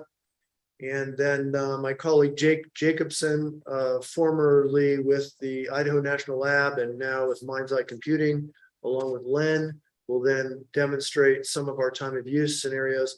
And Jim Ellison, one of my colleagues at Sandia with expertise in power system planning, I think is on the line. And he's been instrumental in the development of our project. And Dylan Poindexter in business development at Sandia has also been a team member and very important in everything we're doing. So with that, let me say just a few things about the background of the project and the stakeholders. This project is funded by the Department of Energy Office of Electricity Energy Storage Program, which is run by Dr. Imre Juk in Washington, D.C. We could not be doing this work without his support, so we're very appreciative of that. We've been at this now for about a year and a half, although there was a lot of spin-up time at the beginning. We have two phases in this work so far. Phase one, and our intention when phase one was to get our model calibrated to PNM's IRP. And we've done that pretty well. There's a summary report. I guess this PowerPoint will be available to everybody. And the summary report is published by Sandia National Labs, includes a tremendous amount of information about the project. This is mostly compiled by my colleague Mercy Domeno, who will be speaking in a couple of minutes. We're using we're using collaborative stakeholder-driven system dynamics decision support modeling to do this. And what all that means will become a little bit more clear in the next couple of minutes. We couldn't be doing this without our stakeholders. Stakeholder-driven means that we're reaching out to our stakeholders and to all stakeholders to help inform us of the structure that we need to have in the model, the information we need to have in the model, the feedbacks, the time lags, and the data. And it's our stakeholders who help us find the data we need, which is spread around. Our stakeholders from the commission have been Chairperson Hall and Commissioner Fishman and Colin Gillespie. Stakeholders at MNERD, Jacqueline Wade, the Clean Energy Program Manager, and Alyssa Latucci, the Energy and Economic Diversification Program Manager. And at PNM, Nick Phillips, the Director of the Integrated Resource Planning Department. And, I'll say that the engagement by PNM has been extraordinary. It's been transparent. Nick has been extremely helpful. We've gotten data from the IRP, which we have put into our model, and Nick has helped us with understanding the structure that we need to have in the model. It's been a great collaboration, so we're really happy about all of that. So I got to switch now over to the model. I want to give you just a very brief view of the model. So this is the front page of the model, and the whole purpose here in this moment is to just give you a picture of the model so that as we go on with our description over the next few minutes, you'll know what we're talking about. So this is the cover page of the model. This model is built for reaching out to stakeholders, citizens, interested parties all over. And so you'll see it's designed with a user-friendly interface. When we open the model, we come to a model limitations page, and the point of this page is to say there are things you can do with this model that may be unrealistic. There are things you can do with this model that are probably impossible, and so you have to be very careful about how you set things in the model and the scenarios that you run and the way you interpret the output of the model. So it's you have to be very, very careful. There's a picture that you are all familiar with of the PNM footprint. And as I said a minute ago, this model is calibrated now to the PNM service area. So you have to accept that spot. My colleague Mercy will talk a little bit more about these pages in a minute, but let me just give you a view of what this model looks like. We have a lot of places to go in the model, things to do. These are all some of the kinds of scenarios that we're going to be able to set in the future. As of now, we can do time of use settings, and Jake Jacobson will be talking about that in a few minutes. We can do electric vehicle time of use. Jake will be talking about that also. We're moving towards building electrification. That's next on our list. And then behind the meter PV and behind the meter storage. So those are all the things that we're working to get into the model in this phase 2. Howard, can I ask you one question? Isn't it so that, well, it's calibrated to PNM's IRP right now, this model could be applied to many other constructs other than an IRP, for example, right? Sure. And at this point, we think the model is interesting and useful to any jurisdiction working towards decarbonization and needing to understand how the system works, what the interactions are, the interdependencies, and so on. So it's really, one could look at it as a model of a generation and consumption system. Okay. But it is at this point, it's a real model of the PNM service area using PNM data and the data and information that comes out of the IRP. Okay, great. Thanks. Just wanted to clarify. A little bit more in the initial tour. This is on the generation page. Here's data from PNM on coal generation. Here's nuclear. Here's natural gas, and you're gonna see this again a little bit later on. The natural gas combustion turbine, combined cycle, hydrogen-ready combustion turbines. We'll come back to this in a minute. Here's PV. This is out of the IRP, wind, and so on. And what you can drag these things around. So if we wanted to simulate greater wind adoption, we could do that in an instant, and I'll show you how. By doing something like this. So we can simulate way more wind if we want to, or less wind or whatever we want. And when we do that, we run the model, and I'm not going to leave that in now, but here's our trade-offs page. When we run the model with whatever slider bar settings we've programmed into the model, you get different results.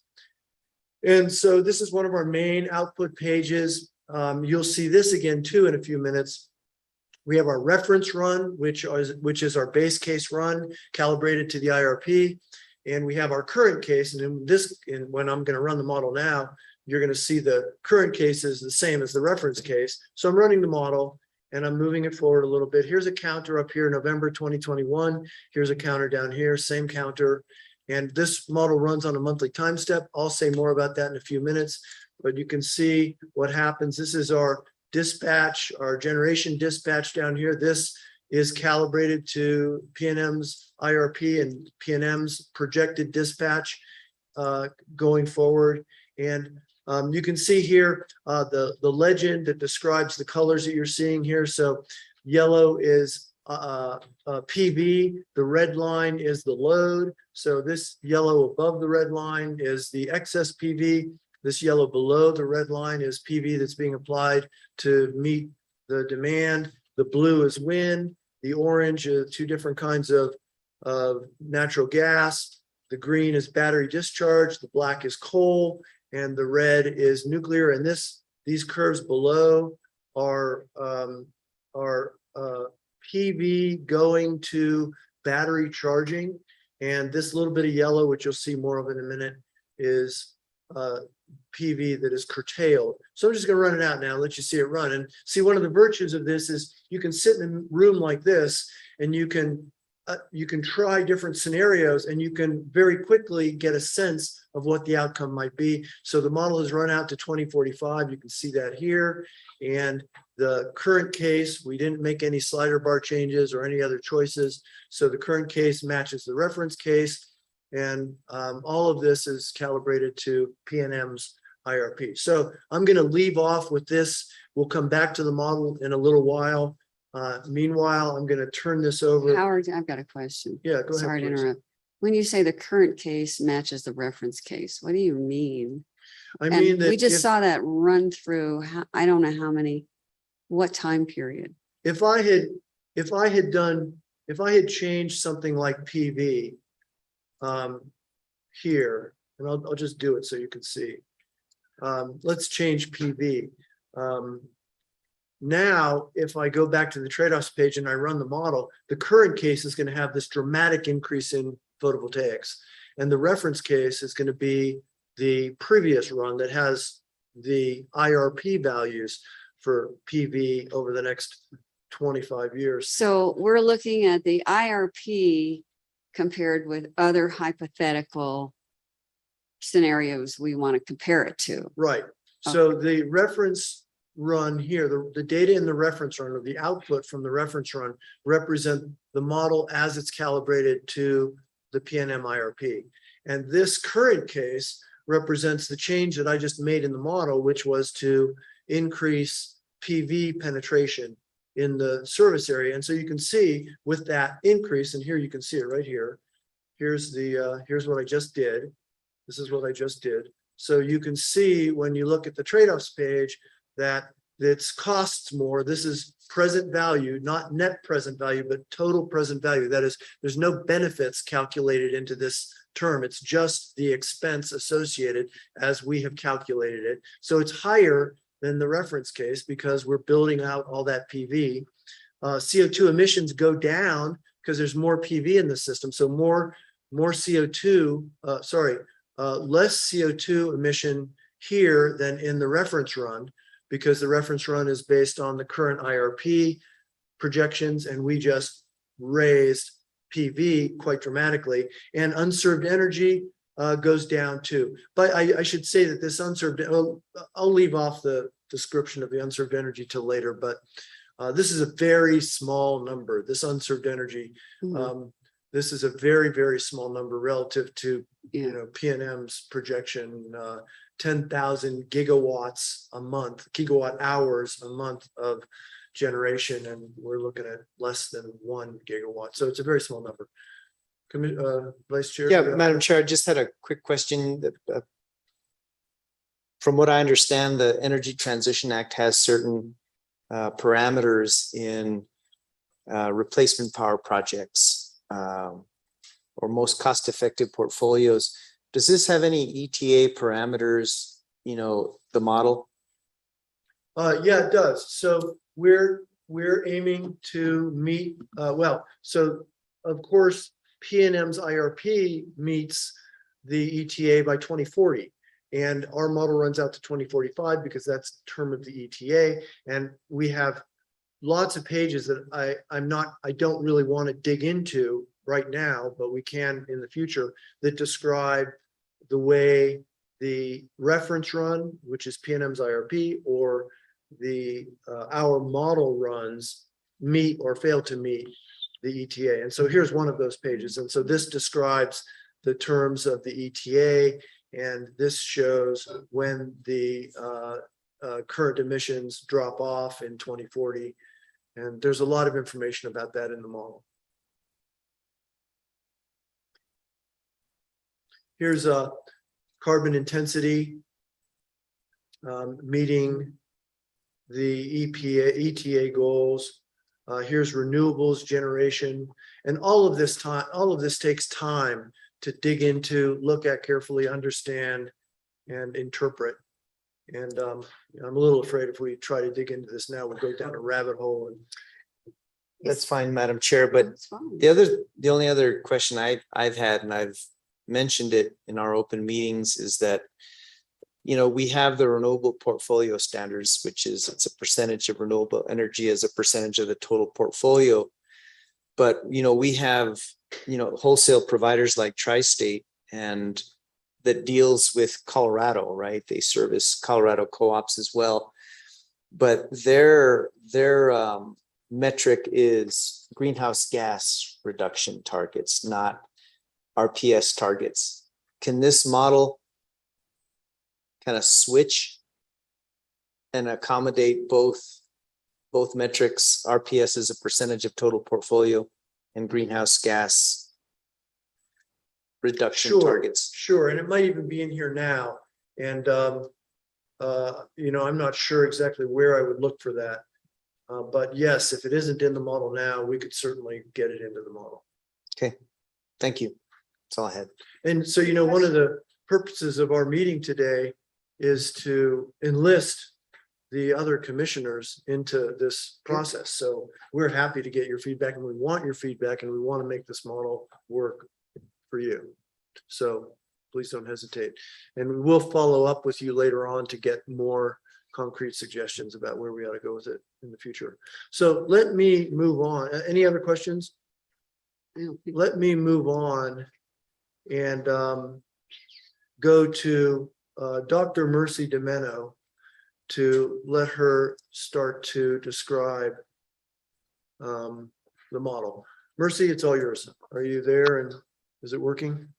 Yes, thank you very much. So thank you again for having us today. We're really delighted to share our progress so far and to get your feedback about where we might go from here. So I just have a couple slides that I'm going to share that will provide a bit of an overview of the existing modeling capabilities and where our development is going as we continue to build out the model in phase 2. So before jumping into those details, I just want to highlight our motivating sort of framing and analysis questions, which Howard showed in the model, and we have on the slide for reference. So as Howard mentioned and Chair Hall mentioned in introducing us, the goal of this model is really to provide decision support to the myriad stakeholders involved in the implementation of the ETA in New Mexico, and indeed more broadly to other states that are implementing ambitious decarbonization and energy storage policies. So in particular, the model simulations can support stakeholder decisions related to sort of 3 dimensions, which you see depicted here in the high-level schematic. So the first is understanding sources of uncertainty associated with future scenarios. And these are scenarios which Howard showed a bit in the model, and I'll describe in more detail on the next slide, that affect either or both the shape and size of the load profile and the feasibility and cost of alternative resource portfolios. So second, the model allows users to explore alternative resource portfolios that would allow utilities to meet the ETA requirements. As Howard mentioned, this initial model is scoped to PNM service territory, which allowed us to calibrate some of the underlying model functionality. But we do think that it is instructive for any utility that is contemplating different generation and storage resources to meet decarbonization requirements. And then finally, the model enables users to assess the outcomes or trade-off metrics associated with these alternative resource portfolios and scenarios. So Howard began to show some of those trade-off metrics, and I will, in the next slide, describe in a little more detail specifically what variables are involved in each of these categories. So what you will see depicted on this slide as we walk through the steps are the particular variables or slider bars, as Howard described them, that relate to each of these categories. So the first modeling capability, which we saw a preview of and which we'll dig into in more detail in the demonstration, is the ability to construct scenarios to describe future states of the world. And here you can see an example of some of the scenario variables that were implemented in phase 1. So things like population growth, changes in energy intensity, commodity prices, or the adoption of electric vehicles. So having constructed scenarios, next the model enables users to see the effects of those scenarios on load profiles. So the user inputs scenarios and then is able to view projected load profiles both over the entire time horizon of the model, as well as in the near term represented by 24-hour load profiles. So next, the model enables users to define resource portfolios to meet those load profiles. And as you can see here, there are a wide range of not only generation resources, but also storage resources, including both short duration batteries and long duration storage via hydrogen, as well as demand side management resources. And then finally, the model allows users to explore the trade-offs that are associated with these different scenarios and resource portfolios. And we refer to these combinations of scenarios and resource portfolios as cases. So as Howard mentioned, we have a reference case or a base case, and then we're able to run cases that enable the user to see in a comparative sense what some of these metrics are. So I'll just talk briefly about each of the metrics that's in the existing phase 1 model before delving into some of the development we're doing in phase 2. So the first set of metrics relates to environmental requirements established in the ETA. And so Commissioner Maestas, I believe this gets to your point, but happy to answer any additional questions here. So at present, the model includes the zero carbon resource generation standard, the renewable portfolio standard, as well as the portfolio carbon intensity standard. Those metrics potentially could be broadened in future phases of the model to address, for example, other emissions beyond carbon, other greenhouse gas emissions, or other trade-off metrics that might be of interest to stakeholders. But these are the 3 metrics that are included at present. The second category of trade-off metrics relate to utility costs. And here we have a high-level sort of aggregate measure of both capital expenditures and operating expenses. And as Howard indicated, we can view those in sort of present value terms, so discounted by a utility's weighted average cost of capital. And then finally, the third category of trade-off metrics relates to service quality. And in particular, right now, our emphasis has been on some, again, high-level aggregate metrics of reliability that would allow a user to see across different cases, things like the quantity of unserved load or the adequacy of reserve margins. So these are the phase 1 model capabilities, which, as Howard mentioned, were completed at the end of last year. And we're now moving into phase 2. And in phase 2, we have all of the existing capabilities that I've just described, so all of the variables that you see depicted on the screen. But in addition, we're incorporating new both scenario and resource portfolio variables. So with respect to scenarios, we're building out electrification of buildings. So we'll have both vehicles and building electrification scenarios to explore. We're also incorporating some rate design scenarios. So that includes both time of day rates as well as EV charging rates. And then with respect to resource portfolios, we've added long duration batteries. So we now have short duration batteries, long duration batteries, and very long duration hydrogen storage. So that enables us to explore some trade-offs in different storage technologies and capacities. And then finally, we're incorporating behind the meter resources. So both behind the meter PV and storage. So this, what you see depicted on the screen now is the envisaged phase 2 complete model scope, which is currently under development. And next I'm going to turn it over to my colleague Len to talk a little bit about the methodology that allows us to move from this schematic to the model that Howard previewed for us in the beginning and will demonstrate for us subsequently.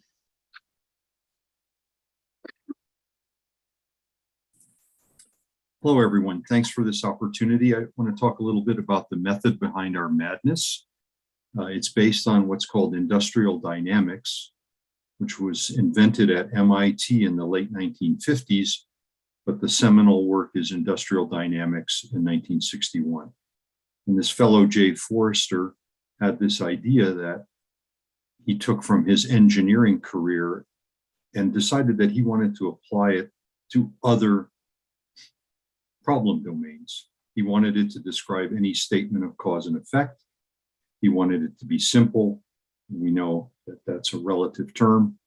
He wanted to use the nomenclature that people actually use in different problem domains, industrial, economic, and social. He wanted it to extend to large numbers of variables. Remember, this was 1961.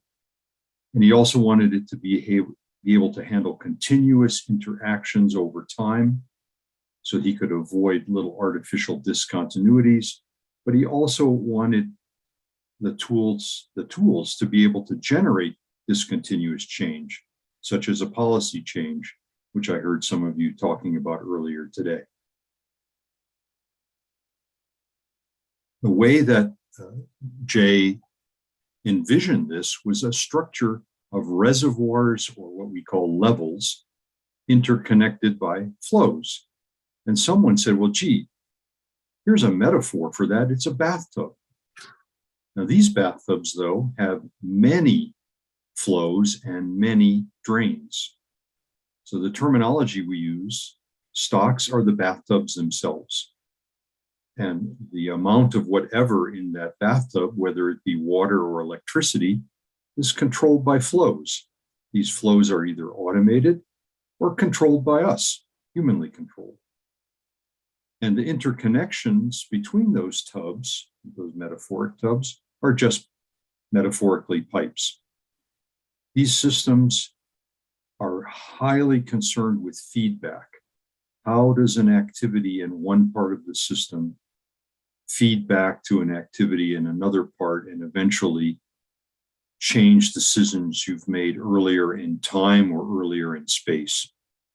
And delay is very important. Nothing happens instantaneously, especially with electric power systems. So here's a little example of the two fundamental concepts of accumulation and feedback. So if we use the bathtub metaphor, we know we've all had experience of water accumulating in a bathtub. Water comes from the faucet and goes out the drain. If that drain is plugged, our eyes and what my former manager calls protein computer, our brain, notice that the bathtub is getting full and we quickly try to close that faucet. That's feedback. In our system, having to do with electricity generation, let's use battery storage as an example. So electricity is stored in the battery simply by charging it. Electricity use then discharges the bathtub or the battery. Feedback is seeing that the battery charge is declining, and therefore we either charge the battery or we curb our demand. We curb our usage of the battery. That's feedback. The model we have built is full of this kind of feedback and this kind of accumulation. Howard, back to you. So why did we do this? We think there's a lot of advantage to having a formal model. It allows us to express in bits, in digits, our mental models of how we think the world works and test our mental models. We have explicit listings of the variables. We have the ability to follow the behavior over time, as you saw earlier when Howard ran the model. The formal model also allows us to test changes in assumptions, growth rates, prices, for example. And it has the ability to study the effects of those discrete changes, those policy changes that we can make at any time in the future. I believe that's the last slide, Howard, for me. Thanks, Len. Anybody have any questions or comments?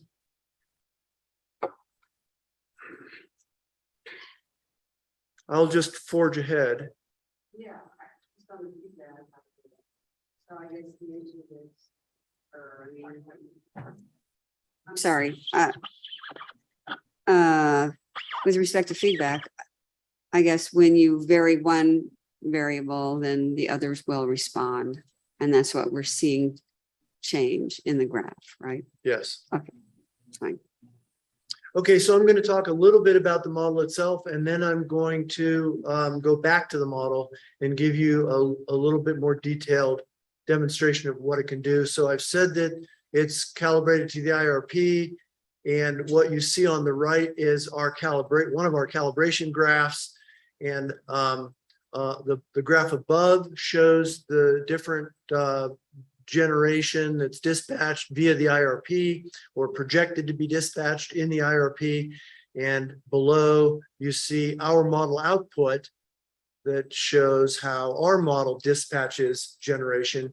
And all of these colors represent a different generation technology. So the red is nuclear, the orange, and this purple is, the orange is two different kinds of natural gas combustion, and the purple is hydrogen-ready natural gas. The yellow is PV, the blue is wind, the green is battery discharge, and the little purple band is demand management. So we're happy with this match. This lets us feel confident that our modeling is accurate, that we're being able to match the IRP projections. Our modeling is based on the current trends and policy scenario in the IRP and the technology neutral portfolio that goes out to 2040. We take their 2040 values and just run them out in a straight line. So that's why things change in 2040 and go out in a straight line in our graphs. PNM, of course, meets the ETA requirements in 2040. Our model has gone through extensive testing and calibration efforts in order to assure us that we are doing a good job at this. This covers the PNM service area, as I've already said, about 500,000 customers. It operates on a monthly time step. So that's very different from the kind of modeling that PNM does when they're developing their IRP. They're doing capacity expansion modeling, which can be very high resolution, production cost modeling. Some of that happens on 15-minute intervals. So they're feeding data into their model at 15-minute intervals and it takes 24 hours to run a model, and it takes days to set up the model to run, and it takes days or weeks to interpret the results of the model. This is a different kind of model. This is a much lower resolution model that helps users and stakeholders understand big picture trade-offs and interactions and interdependencies and time lags and nonlinearities. And we have kept Nick Phillips at PNM apprised of our work, and we all acknowledge that this is a different kind of modeling, but Nick thinks it still can be useful, even though it's a much lower resolution modeling. So I'm in a roundabout way, I'm saying that we're operating this on a monthly time step, and some of PNM's modeling operates on a 15-minute time step. So it's a very different kind of modeling approach. And I will just keep going on. Please do stop me. I got a question then. So, but for purposes of an IRP, is monthly a more appropriate time? No, I think for purposes of the IRP needs that very high resolution modeling. Oh, 15 minutes. 15 minutes or whatever, whatever they do it in. Oh, I see. And Mark could probably fill us in a little bit on some of that modeling, but the IRP requires much higher resolution modeling than what we're doing here. So this is a modeling environment that is more appropriate for sitting in meetings of stakeholders and helping stakeholders understand what the trade-offs are given different scenarios, different decisions, different projections. And so it's like an educational tool, but it's also a planning tool. So for situations where stakeholders are trying to decide what's a good decision, like commissioners are having to decide issues that might relate to something more granular than a monthly level. Do you anticipate this model getting more granular in the future? Not so much, because one of the virtues of the model is it runs really fast. You just saw it run, and we can program it on the fly and see results on the fly. But the way this model can feed into higher resolution modeling is that this model can paint some broad brush strokes and raise questions about, well, what if we did this? What if we did that? Then you take those questions and you put them into the higher resolution modeling, and you get a finer answer out of that. I see. So for example, with supply chain issues, there have been delays in throughout all the renewable projects in our country. And for purposes of PNM's ability to stay on track, if we can, is there some information to put in there that could reveal what kind of situation they'd be in?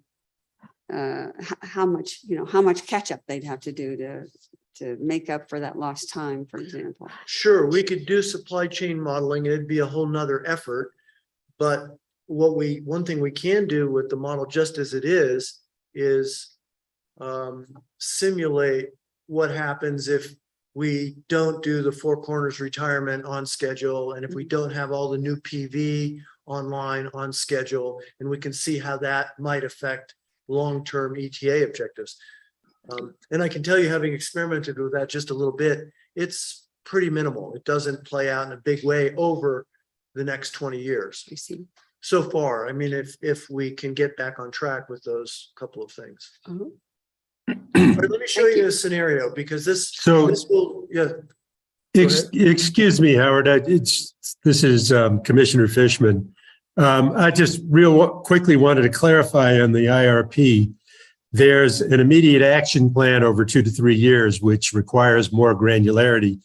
But the other component of it is a 20-year plan, where certainly this modeling at its higher level is very useful in looking at that longer term, less granular picture. Would you agree that that's the case? Yeah. Yes, of course, Commissioner. I just wanted to have clarity on that. Thank you. Thanks for making that contribution. So let me show you a scenario, and this will serve two purposes. One, it's an interesting scenario, and two, it will give you a better idea of how the model works and the kinds of questions you can ask. So we looked at the model, and this model isn't done, and one could argue that a model is never done, because as you do this kind of work, you just constantly come up with the next thing. You said, oh, I wish we had done this, and we can do this. And so the modeling isn't done, and we're still deriving insight from it, and that's an ongoing process. So in this current version of the model, given the developments that has occurred so far, we asked, what if we dropped natural gas out in 2030 instead of 2040? So the PNM IRP has natural gas disappearing in 2040, and we wanted to see, well, what happens if we drop it out earlier in 2030? So this is a set of graphs you saw earlier. This has natural gas declining according to the IRP, the combustion turbines, combined cycle going on at a constant level. Hydrogen ready combustion turbines, these are essentially natural gas turbines that in 2040 convert over to hydrogen. And these are increasing over time a little bit. So here's what we did in order to test this scenario. We dropped out natural gas in 2030 instead of in. Excuse me, Howard, what's the bottom line? What does that represent? Which bottom line? The sort of peach colored line. This is the hydrogen ready combustion turbines. So these are burning. Oh, I see. These are burning natural gas up until 2040. And then in 2040, according to the IRP, they convert to hydrogen burning combustion turbines. I see. So in order to do this scenario, we dropped out natural gas in 2030, which you can see here, flat line out to 2045 instead of in 2040. So combustion turbines drop out, natural combined cycle drops out, and the hydrogen ready combustion turbines that are burning natural gas drop out until 2040 when they come back in and start burning hydrogen. And so remember this set of output, which I showed you earlier. This is the reference run. So this is the base case. And this is what you saw earlier. This is with no modifications in the model. And this is in the current case, and that's with the modifications we show right up here. That's all. So all we're showing here in this current case is the natural gas dropping out in 2030. And so you can see things that you would expect. The present value goes down because we're buying and burning less natural gas. The CO2 emissions go down for the same reason, but the unserved energy skyrockets, and that makes sense too because we're losing natural gas in 2030. So there's a lot of unserved load, and that presents a problem. Over on another set of output that you didn't see a minute ago or a few minutes ago is our curtailment issue, curtailing PV. And so in the reference run, we had 24,000 gigawatt hours of curtailed PV. And in this run, in this run here, we see less curtailed PV, and that's because we have less natural gas. And so we're burning more, or we're using more of the excess PV. So there's less curtailed PV. So, but this is an untenable solution because of the unserved energy problem, almost 87,000 megawatt hours of unserved energy. We'd need to solve that problem if we were going to adopt a scenario like this. So let's go see what we can do about that. Can I ask a question about Sure. that? Unserved energy means it's excess energy that we're not serving. No, it anybody? means we're not serving load. We're not meeting demand. Okay. It means the system is not meeting demand. I see. Thank you.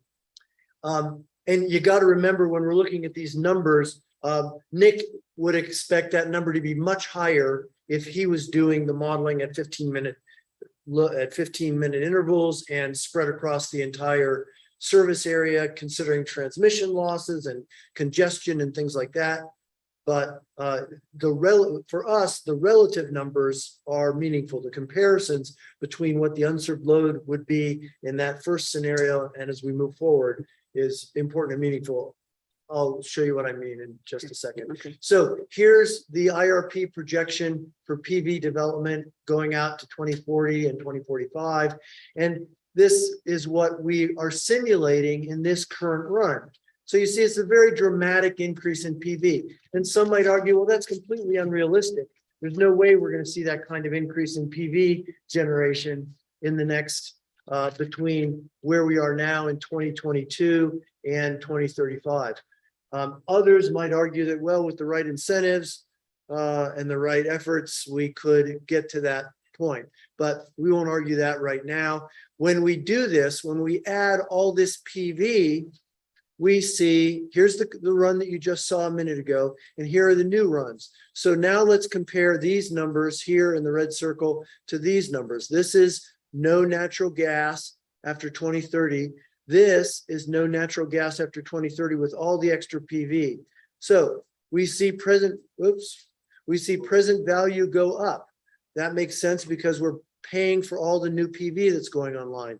This is CO2 emissions going down relative to this number, and that's because we have more PV on the system and we're using more PV. So our emissions are going down, and we're glad to see that unserved energy has also gone down. It was 86.6 megawatt hours, terawatts, or 86,000 megawatt hours of unserved energy in the no natural gas after 2030 scenario. When we bring in all that PV, we see that number drop considerably. But interestingly enough, curtailed energy goes way up because we're bringing on all this new PV. We've got a lot more PV. We've got less unserved energy, but we've got more curtailed PV, which might represent poor investment. One might say, well, wait a minute, if you're curtailing all that PV, that's, we didn't need to build all that PV in the first place. So let's go on. What could we do about that PV? Well, we could add a bunch of energy storage. I know we're getting, this is getting complicated, hang in there. We can go back if you want to. But here's the IRP projection for battery storage going out to 2040 and 2045. Here is the simulation of what we could do in this model to see what would happen if we brought on a lot of PV and brought on a lot of energy storage. And the results are down here. The price goes up. So this challenges us to ask ourselves, what are we willing to pay to get rid of natural gas in 2030 instead of 2040? And this doesn't include sunk costs into natural gas plants that would then be mothballed or that wouldn't be running. But CO2 emissions go down more. Here they were 733. Total CO2 emissions, here they go down yet more. And the unserved energy goes, let's say, to zero. This is statistically probably in the noise. But look what happens to curtailed energy. It stays high. It went from 63 in the previous run down to 53 in this run. So we still have a lot of curtailed energy. So now I'm going to show you something that will help us understand the relationship between PV, energy storage, and PV curtailment. So you saw this graph a little while ago. This is our dispatch curve in January of 2040. So this is after we've run this run, that is no natural gas after 2030, dramatic increase in PV, dramatic increase in energy storage out to 2040. So you see we have a lot of excess PV. This red line is demand. This is the demand curve. The yellow under the red line is PV that's meeting demand. The blue is wind. The green is energy storage being dispatched. And by the way, this is all 4-hour energy storage. The red is our constant nuclear. This color here represents PV, excess PV that is going to charging batteries. And this is curtailed PV. So I'm going to flip relatively quickly through the 12 months of 2040, and you're going to see what happens between the excess PV that's charging batteries and the excess PV that's simply being lost, curtailed. So here we go. And I'm going to go a little bit quickly so you can just see, watch this curve down here. Well, you can watch this, but watch this too. Watch them all. Watch all the colors. It's all very engaging once you get into this sort of thing. So now we've got hydrogen charging going on. This is still curtailment. This is still PV charging batteries. And you can see there's more PV because it's February. Days are a little bit longer. We're getting more PV, yet more PV. And look what's happening. More curtailment, less charging, just because demand is not that high. So I'm going to go a little bit faster now. You're getting a sense of this, and I can go back and run this again. Now look what happens as we get into June. We see charging going up and curtailment going down. July, almost all of our excess PV is going to charging. And in August, let's say all of the excess PV is going to charging. So this PV energy storage system is being fully utilized in July and August, or certainly in August, according to our calculations, and mostly in July. And then as we go forward, we see it backing off again. We have more charging, and this is all, by the way, this is all 4-hour energy storage being discharged to meet demand in the shoulder hours of the day. And let me point out again, there's no natural gas. Actually, if we went back to 2030, you'd see the natural gas drop out, and we'd be meeting demand with all of these terms. So, and we go forward to October, November, and back to the top of the year. I'll stop. Jim, I don't know if you're on the line. Mercy, I suppose you still are, unless something has gone wrong. Any of you guys want to add anything about these dynamics? Jim, I'll ask you first. Do you have anything you want to add? It's okay if you don't. I'm not even sure. Nothing right now. Howard, thank you, unless there are any questions about it. Okay, Jim is our power systems expert on our modeling team. Mercy, anything to add? Thank you, Howard. Like Jim, I think that you've covered it very well, and I don't have any additions, but we would really welcome any questions, clarifications, or suggestions from the group on this phase of the presentation and demonstration. Okay, I'll pause for just a minute, and we're going to exit the model demonstration now for a few minutes and go into a description of the work we've been doing on time of use. And we will go back to a model demo in just a few minutes. My colleague, Will McNamara, will be talking about the way we've been pursuing time of use. And then my colleague, Jake Jacobson, will be doing a little bit of a model demo, and then that'll be the end of our presentation. Okay, so just moving right along. Will, it's all yours. Thank you, Howard. Hello, commissioners and audience, broader audience in attendance today. Again, I'll just echo my colleague's sentiment that we really do appreciate this opportunity to present to you today. I'm going to be talking about what is a key part of the phase 2 modeling, looking at time of use scenarios. And for those that may not be familiar, a time of use program is a rate design that charges a different price for electricity to the end user based on the time of use. And so we wanted to look at time of use scenarios with an objective of determining the extent to which there would be an effect on customer behavior, specifically affecting the size, in other words, peak shaving, and the shape, in other words, peak shifting of the 24-hour load curve over the 20 plus year planning horizon that Mercy mentioned. So in order to do this, we set out to gather data that we could include in our model. And the three types of data that we gathered were related to existing rate design out in the industry, looking outside of New Mexico. So structures and prices for time of use rates. We also gathered data on customer adoption rates. In other words, the percentage of customers adopting a given time of use rate unless there is a mandatory program in place where they had no choice. And then also we gather data on customer responses to rates.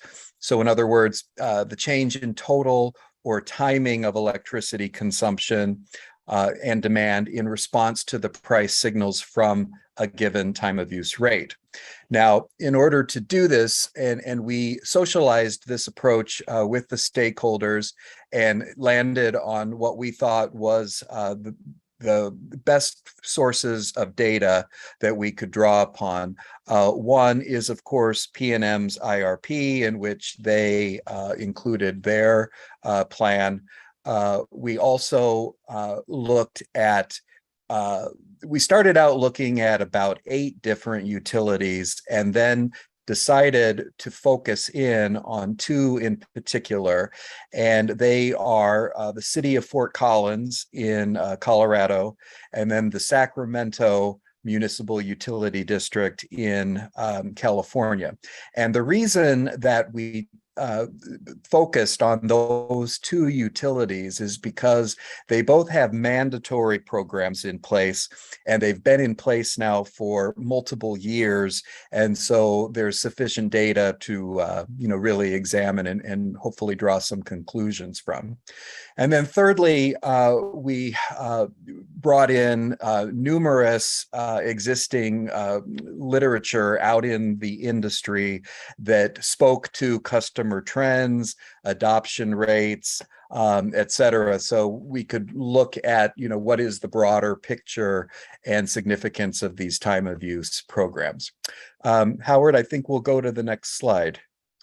And so this is, of course, a very fluid part of the modeling. We are still tweaking it, and we're going to be expanding it in several key ways, but wanted to share some of the preliminary findings that we have discovered. And this was not a surprise, but voluntary time of use programs in the industry have generally only resulted in about 3% of customers opting in on average. That underscores the reason why we chose to focus on the mandatory programs to really get a handle on impact, potential impact. We also have found that time of use rates in general, which are, of course, dependent on having AMI deployment in place beforehand, that is a generally accepted prerequisite. The time of use rates can result in load reduction as well as load shifting. Now, the extent to which it will result in either is something that we're still exploring and is going to be ultimately something that Jake will get into here in a few moments. However, what we have found is that even with mandatory programs, it really does come down to customer education, and that all of the utilities that we talk to that have had their time of use programs in place reiterated this fact that the educational aspect of teaching customers about the program, helping them become more energy conscious, which then has a long-term effect on load reduction, is really key, even with a mandatory program in place, to really see results in changes of customer behavior. So in other words, just having a mandatory program alone, it may not be sufficient to ultimately result in the kind of customer behavioral changes that might be envisioned or desired. So also a general time of use program we have found is likely not going to be enough to make a significant difference in load reduction or load shifting. And what I mean by that is that in order to see a significant impact on the load reduction or load shifting, it's likely going to be the case that a general time of use program would get partnered up with either an EV time of use program or a behind the meter time of use program. And that is why we continue now in this modeling to be focused on those areas, building that into the model. And as we did with general time of use programs, we're exploring kind of best practices among utilities in the industry for what they are doing with EV time of use and behind the meter time of use program to get a better perspective on how these programs can be stacked. Happy to answer any questions about the approach we took on time of use. If not, I believe we're going to go back to or go to Jake, and he's going to show some of the findings and how they were modeled. So, Will, this is Commissioner Fishman. Hello. This is something I've raised in hearings with utilities. It's not just stacking the programs, it's also stacking the communications. Each program needs to kind of fit into an overall communications plan. Otherwise, the education may not be very effective, and the messages may not be particularly consistent. And ask any marketing person, and they'll tell you how crucial that is in any marketing campaign. Did you have much discussion around that in your working with Fort Collins and Sacramento? Yes, I mean, that was a recurrent theme that came up with all of the utilities we gather data from, and then particularly the two that we focused on, that the educational programs, in other words, the communication programs to customers, was essential. And therefore, just to think, well, we'll put into place a mandatory program and that's going to move the needle, that's not the case. It really comes down to how the programs are promoted and how customers are educated to really get them to see, a change in their behavior. Also, of course, the applied rates have a very key significance here, and that's going to vary utility to utility. But in order to really shift from one time block to another, the rate design is critically important as well. And by that, you mean the difference in price? Correct. From off peak to peak, how significant Correct. is it? Correct. Okay. And if I might add, just following up on Will's response and Commissioner Fishman, your question. So two things to highlight. So one, I think your point about As we increase in the complexity of the rates, so the number of rates and incentives that may work together, we should assume that then the necessary communications would need to also increase in their targeted and sort of coherent approach to educating customers about the different combination of rates that are available. So it's not just communication about the presence of rates, but about how different rates and incentives work together to achieve a goal. And then, of course, as Will mentioned, because we know that the price elasticity of demand for electricity is relatively low, we have to expect that for there to be a significant change, either the price signal, the price differential needs to be very significant, and or the communication needs to be very targeted. And one thing that we heard from some of our case studies, which complemented a review of the literature to understand sort of general trends in price elasticity of demand for electricity. But in the particular case studies, what we heard from other utilities is that it's sometimes difficult to disentangle whether the causal driver of a change in load is greater awareness of rates overall and the relationship between consumption and costs versus the particular price signal embedded in a rate program. So often a new time of use rate paradigm incentivizes utilities to be more intentional in their communication with customers broadly about costs, and that can have a significant difference independent of the particular price signal embedded in a rate. Yeah, thank you, Mercy. That's an excellent addition there. Thank you. Okay, Howard, Sorry. I'm going to toss it back to you, but I think we're going to Jake, unless there's any other questions for me. Okay, thanks, Will. And Commissioner Hall has a question. Okay. Yeah, I just wanted to have Mercy go over that last point again about how depending on I think it had to do with depending on the type of time of use rate, the utility has more or less incentive. Is that what I heard you say? I mean, is that what you said?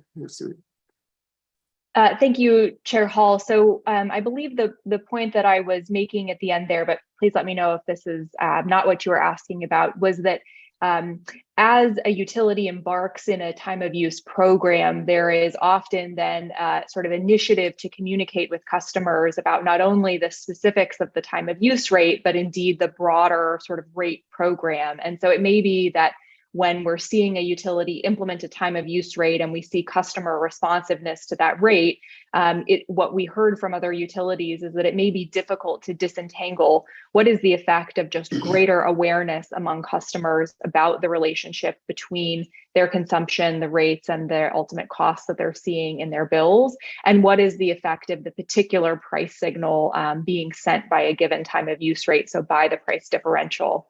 And so it may be that when utilities are embarking in this customer education process, that they are addressing gaps in existing understanding or awareness of rates, and that may have an impact in addition to the particular price signal that a given time of use rate may implement. Did that answer your question? I'm happy to. So I guess that raises the question in my mind. Are you saying just as the consumers get more educated, they actually stop thinking as much about their time of use? They're just in general thinking, oh, my bill is going down, I must be doing something right, I'll keep up these habits, but they don't really think too carefully about how much more they could get out of the rate, out of the time of use rate. I think what we heard from utilities, and I welcome others on the team to comment here, is that even without a particular price signal from a time of use, so the goal of a time of use rate is send a price signal that incentivizes a customer to shift consumption from one time period to another.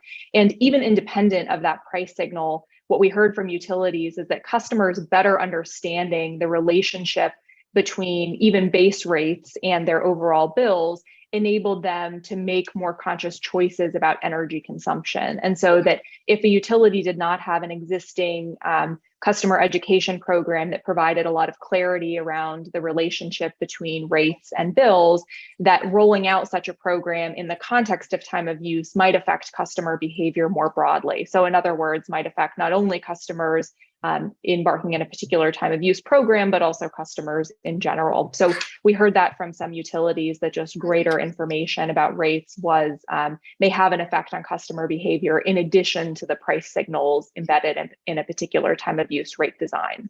Okay, well, thank you very much. That's very interesting.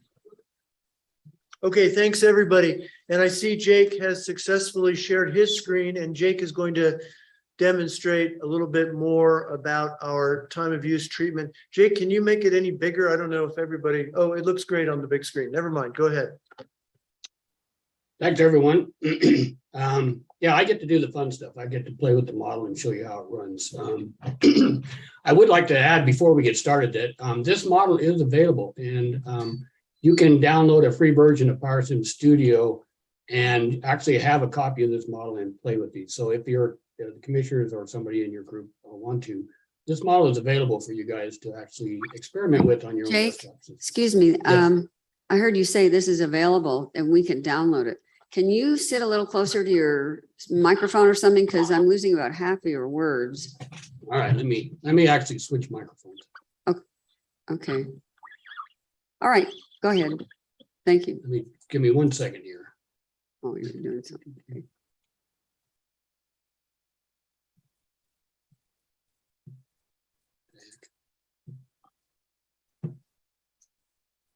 All right, is that better? Can you hear me better now? No, no, it's worse, Jake. All right, let's try this. How's that one? That's good. Better? I think so. Okay. So with our time of use scenarios, we've set up a set of generic time of use scenarios that we could test. And these are based off of the research that Will had done on the different time of use around the country. So in this case, we've set up a moderate risk or a moderate peak shaving time of use, aggressive peak shaving, what we're going to call a 2 peak shaving, and then a PV optimization time of use. And I'm going to go through a couple of these real quickly. I know we're at about an hour, so I want to be real quick about this. But when you select one of these time of use, you can see the pricing schema that the time of use has in these graphs down here. We have these broken down by summer and winter because almost all time of use scenarios we saw had a different rate for the summer and winters. But you can see we have a lower cost on the off-peak hours and then a higher cost during peak hours. And these strategies for time of use, their strategy for these peak shaving is to reduce the amount of electricity demand in the late afternoon, early evening hours when demand is highest. So what they're going to do is they're trying to charge you more money at that time to use electricity to get you to change your behavior to off times. Now you can see on this graph here, I'm going to expand this graph, how this aggressive peak shaving time of use does look like it's working, right? You see a reduced, the red line is the time of use adjusted load for a 24-hour period in the month of January. And you can see there's a little bit higher in most of the off-peak, and then in the on-peak, it has dropped the green from below the green line. So it's reducing the demand in the high peak areas of that, which is exactly what you're trying to do. But we have different other options you can look at. So we can look at mandatory, which means that everybody's in it, or you can look at voluntary. If you're a voluntary program, then you can also pick how many people, what's the percentage of people that opt into that program. And you can see however many people opt in is very important. So if you look at about the 3% area, like we saw from most voluntary programs, you don't see hardly any change in your time of use. So you can see you really need to get that time of use adoption rate up. So Jake, what we're looking at now, is that mandatory? That's the mandatory graph. This one currently is voluntary, but 100%. So it'd be the same as a mandatory. Oh, it's 100% voluntary participation. So that's a theoretical thing, right? Yeah, that's a theoretical, yeah. So, Yeah, okay. you know, even in Fort Collins where they had it mandatory, they still allow you to opt out. And I think they had about 90% participation rate. So, Okay. so even in a mandatory, you probably don't get 100%, but it's close. But Okay. So one of the things we talked about earlier too was price elasticity, and this is how much people are willing to change their demand of electricity based off of price. And you can change this price elasticity by, as we were talking about earlier, having an educational program, getting this out there and really instructing your electricity users on this. And you can see it as if you can increase this elasticity, get people more in tune with what they're using and at the price they're paying, you can make a big difference on the rate change or the amount of electricity used during those 24-hour periods. So we allow you to develop these different strategies, and then you can go up here. I like to run from the trade-off screens, and I can run that scenario. You can watch it run, and then I get to look and see how that impacts my trade-off variables. And so you can see I actually end up with more CO2 emissions and higher unserved load. And this took us a while to figure out why. And it's because if you go back to this time of use graph, you can see in winter months, there's these double peaks. And then these double peaks, what that's doing is you're encouraging people to use less electricity here, but they're using more here. And these are hard to meet hours for electric utility companies. So we reduce the amount of electricity used here, increase it here, and this caused us to have more unserved load in these very early hours of the winter. So we thought, okay, well, what would happen there? So this is another strategy we saw was to do a double peak kind of strategy where you have in the winter, you have a discouraging people from using electricity in the early hours. So it reduces this second peak.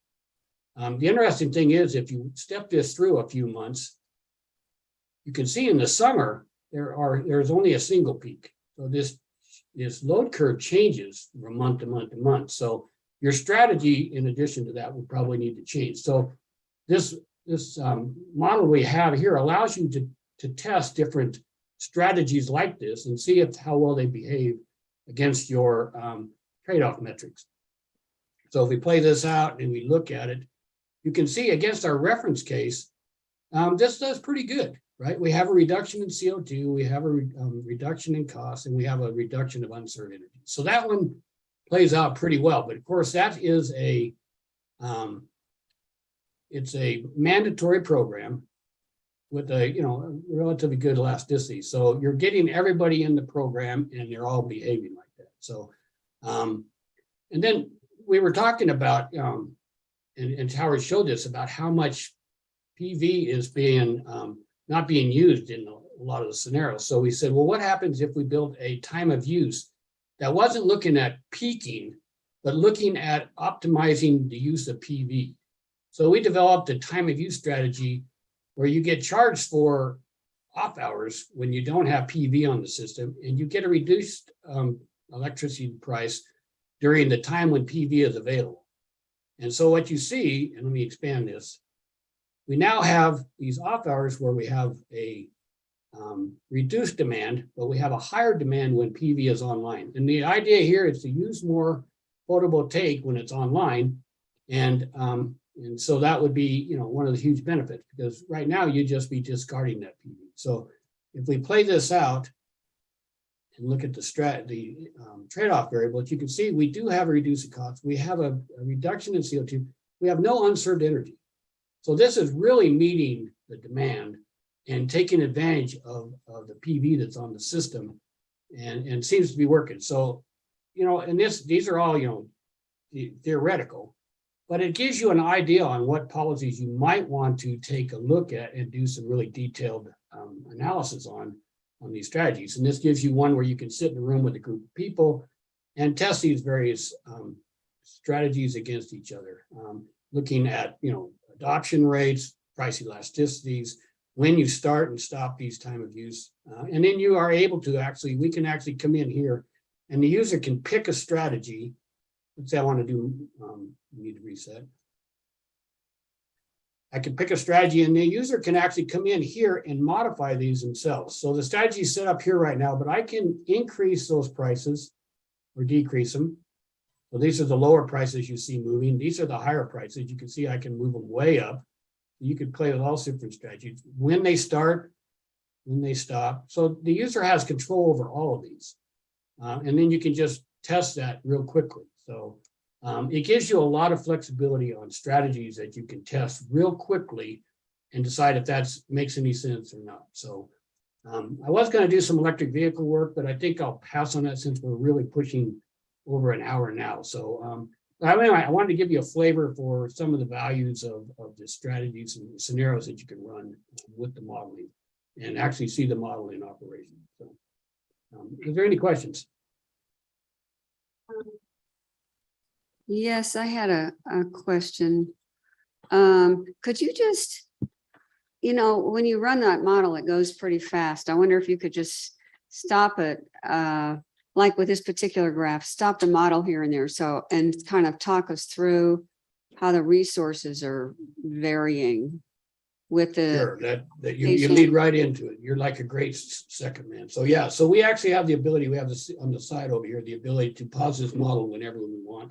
I'm going to set it to pause every five years. So I've set it up to do a PV optimization time of use. I'm going to go to the trade-offs, and then I'm going to hit run.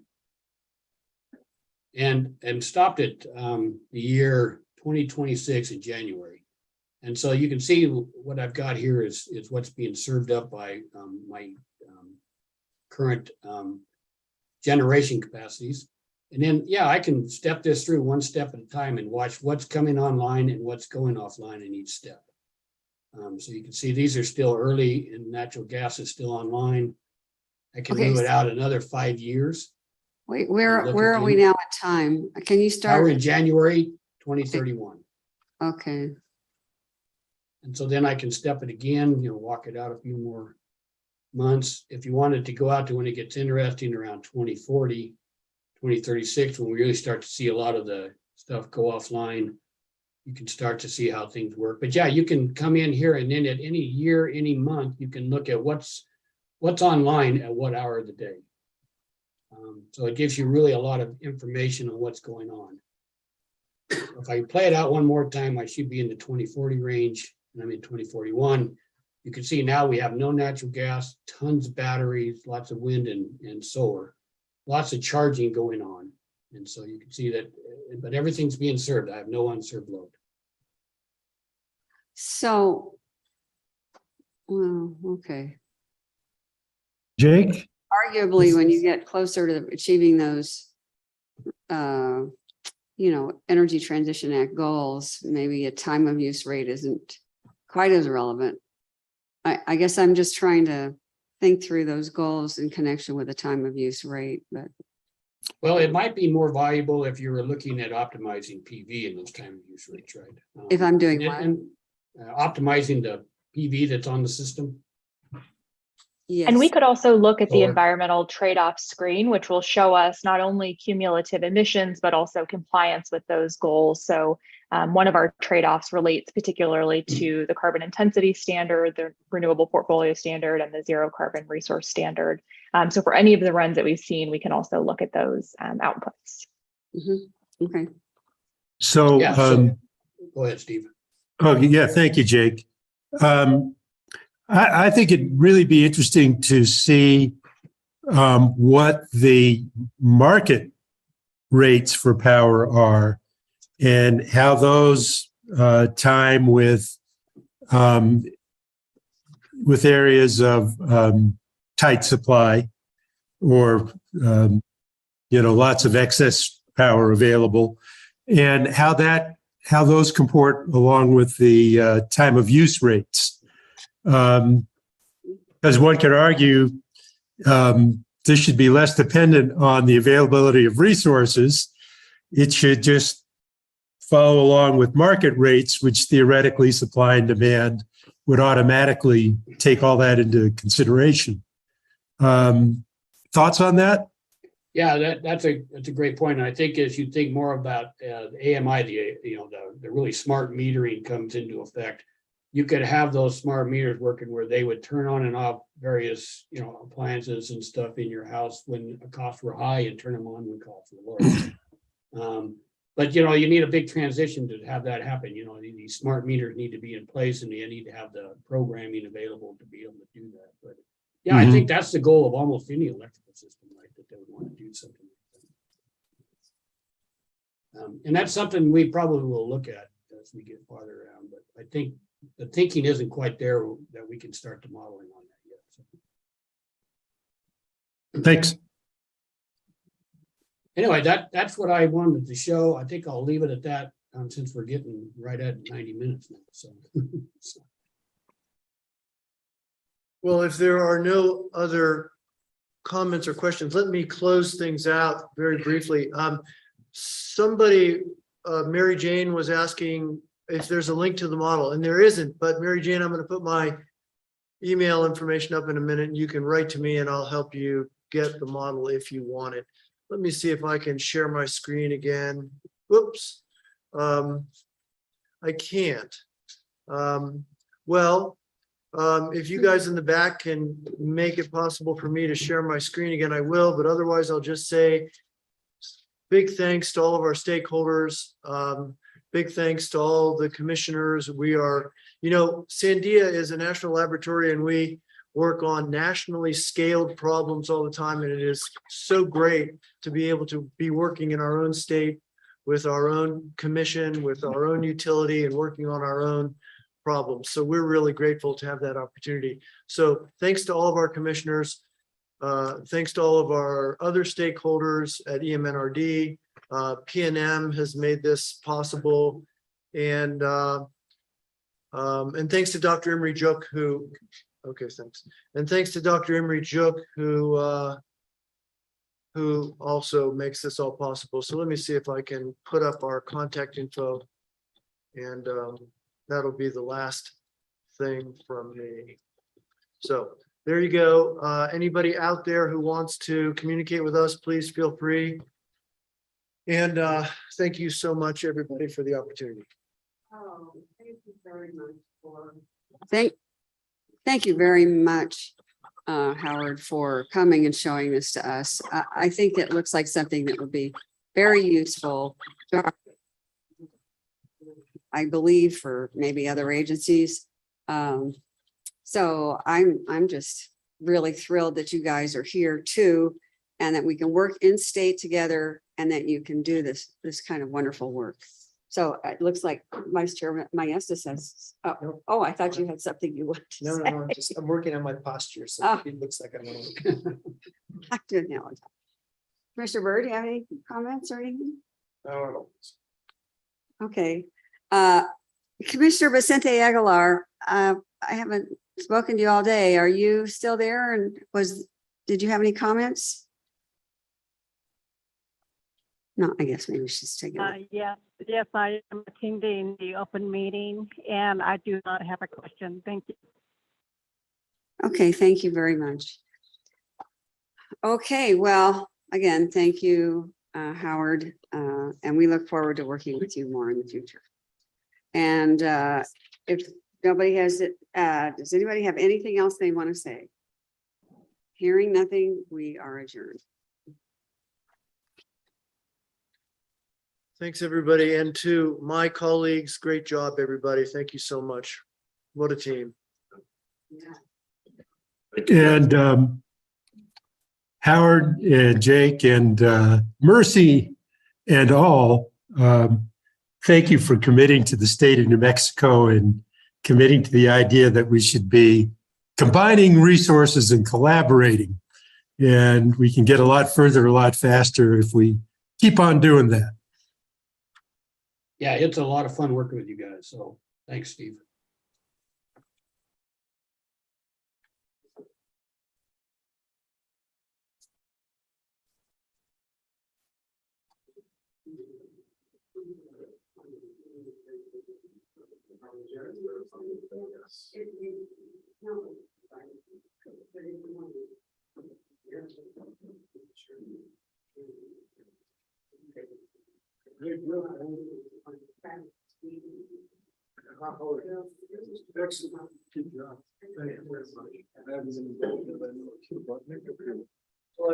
You know,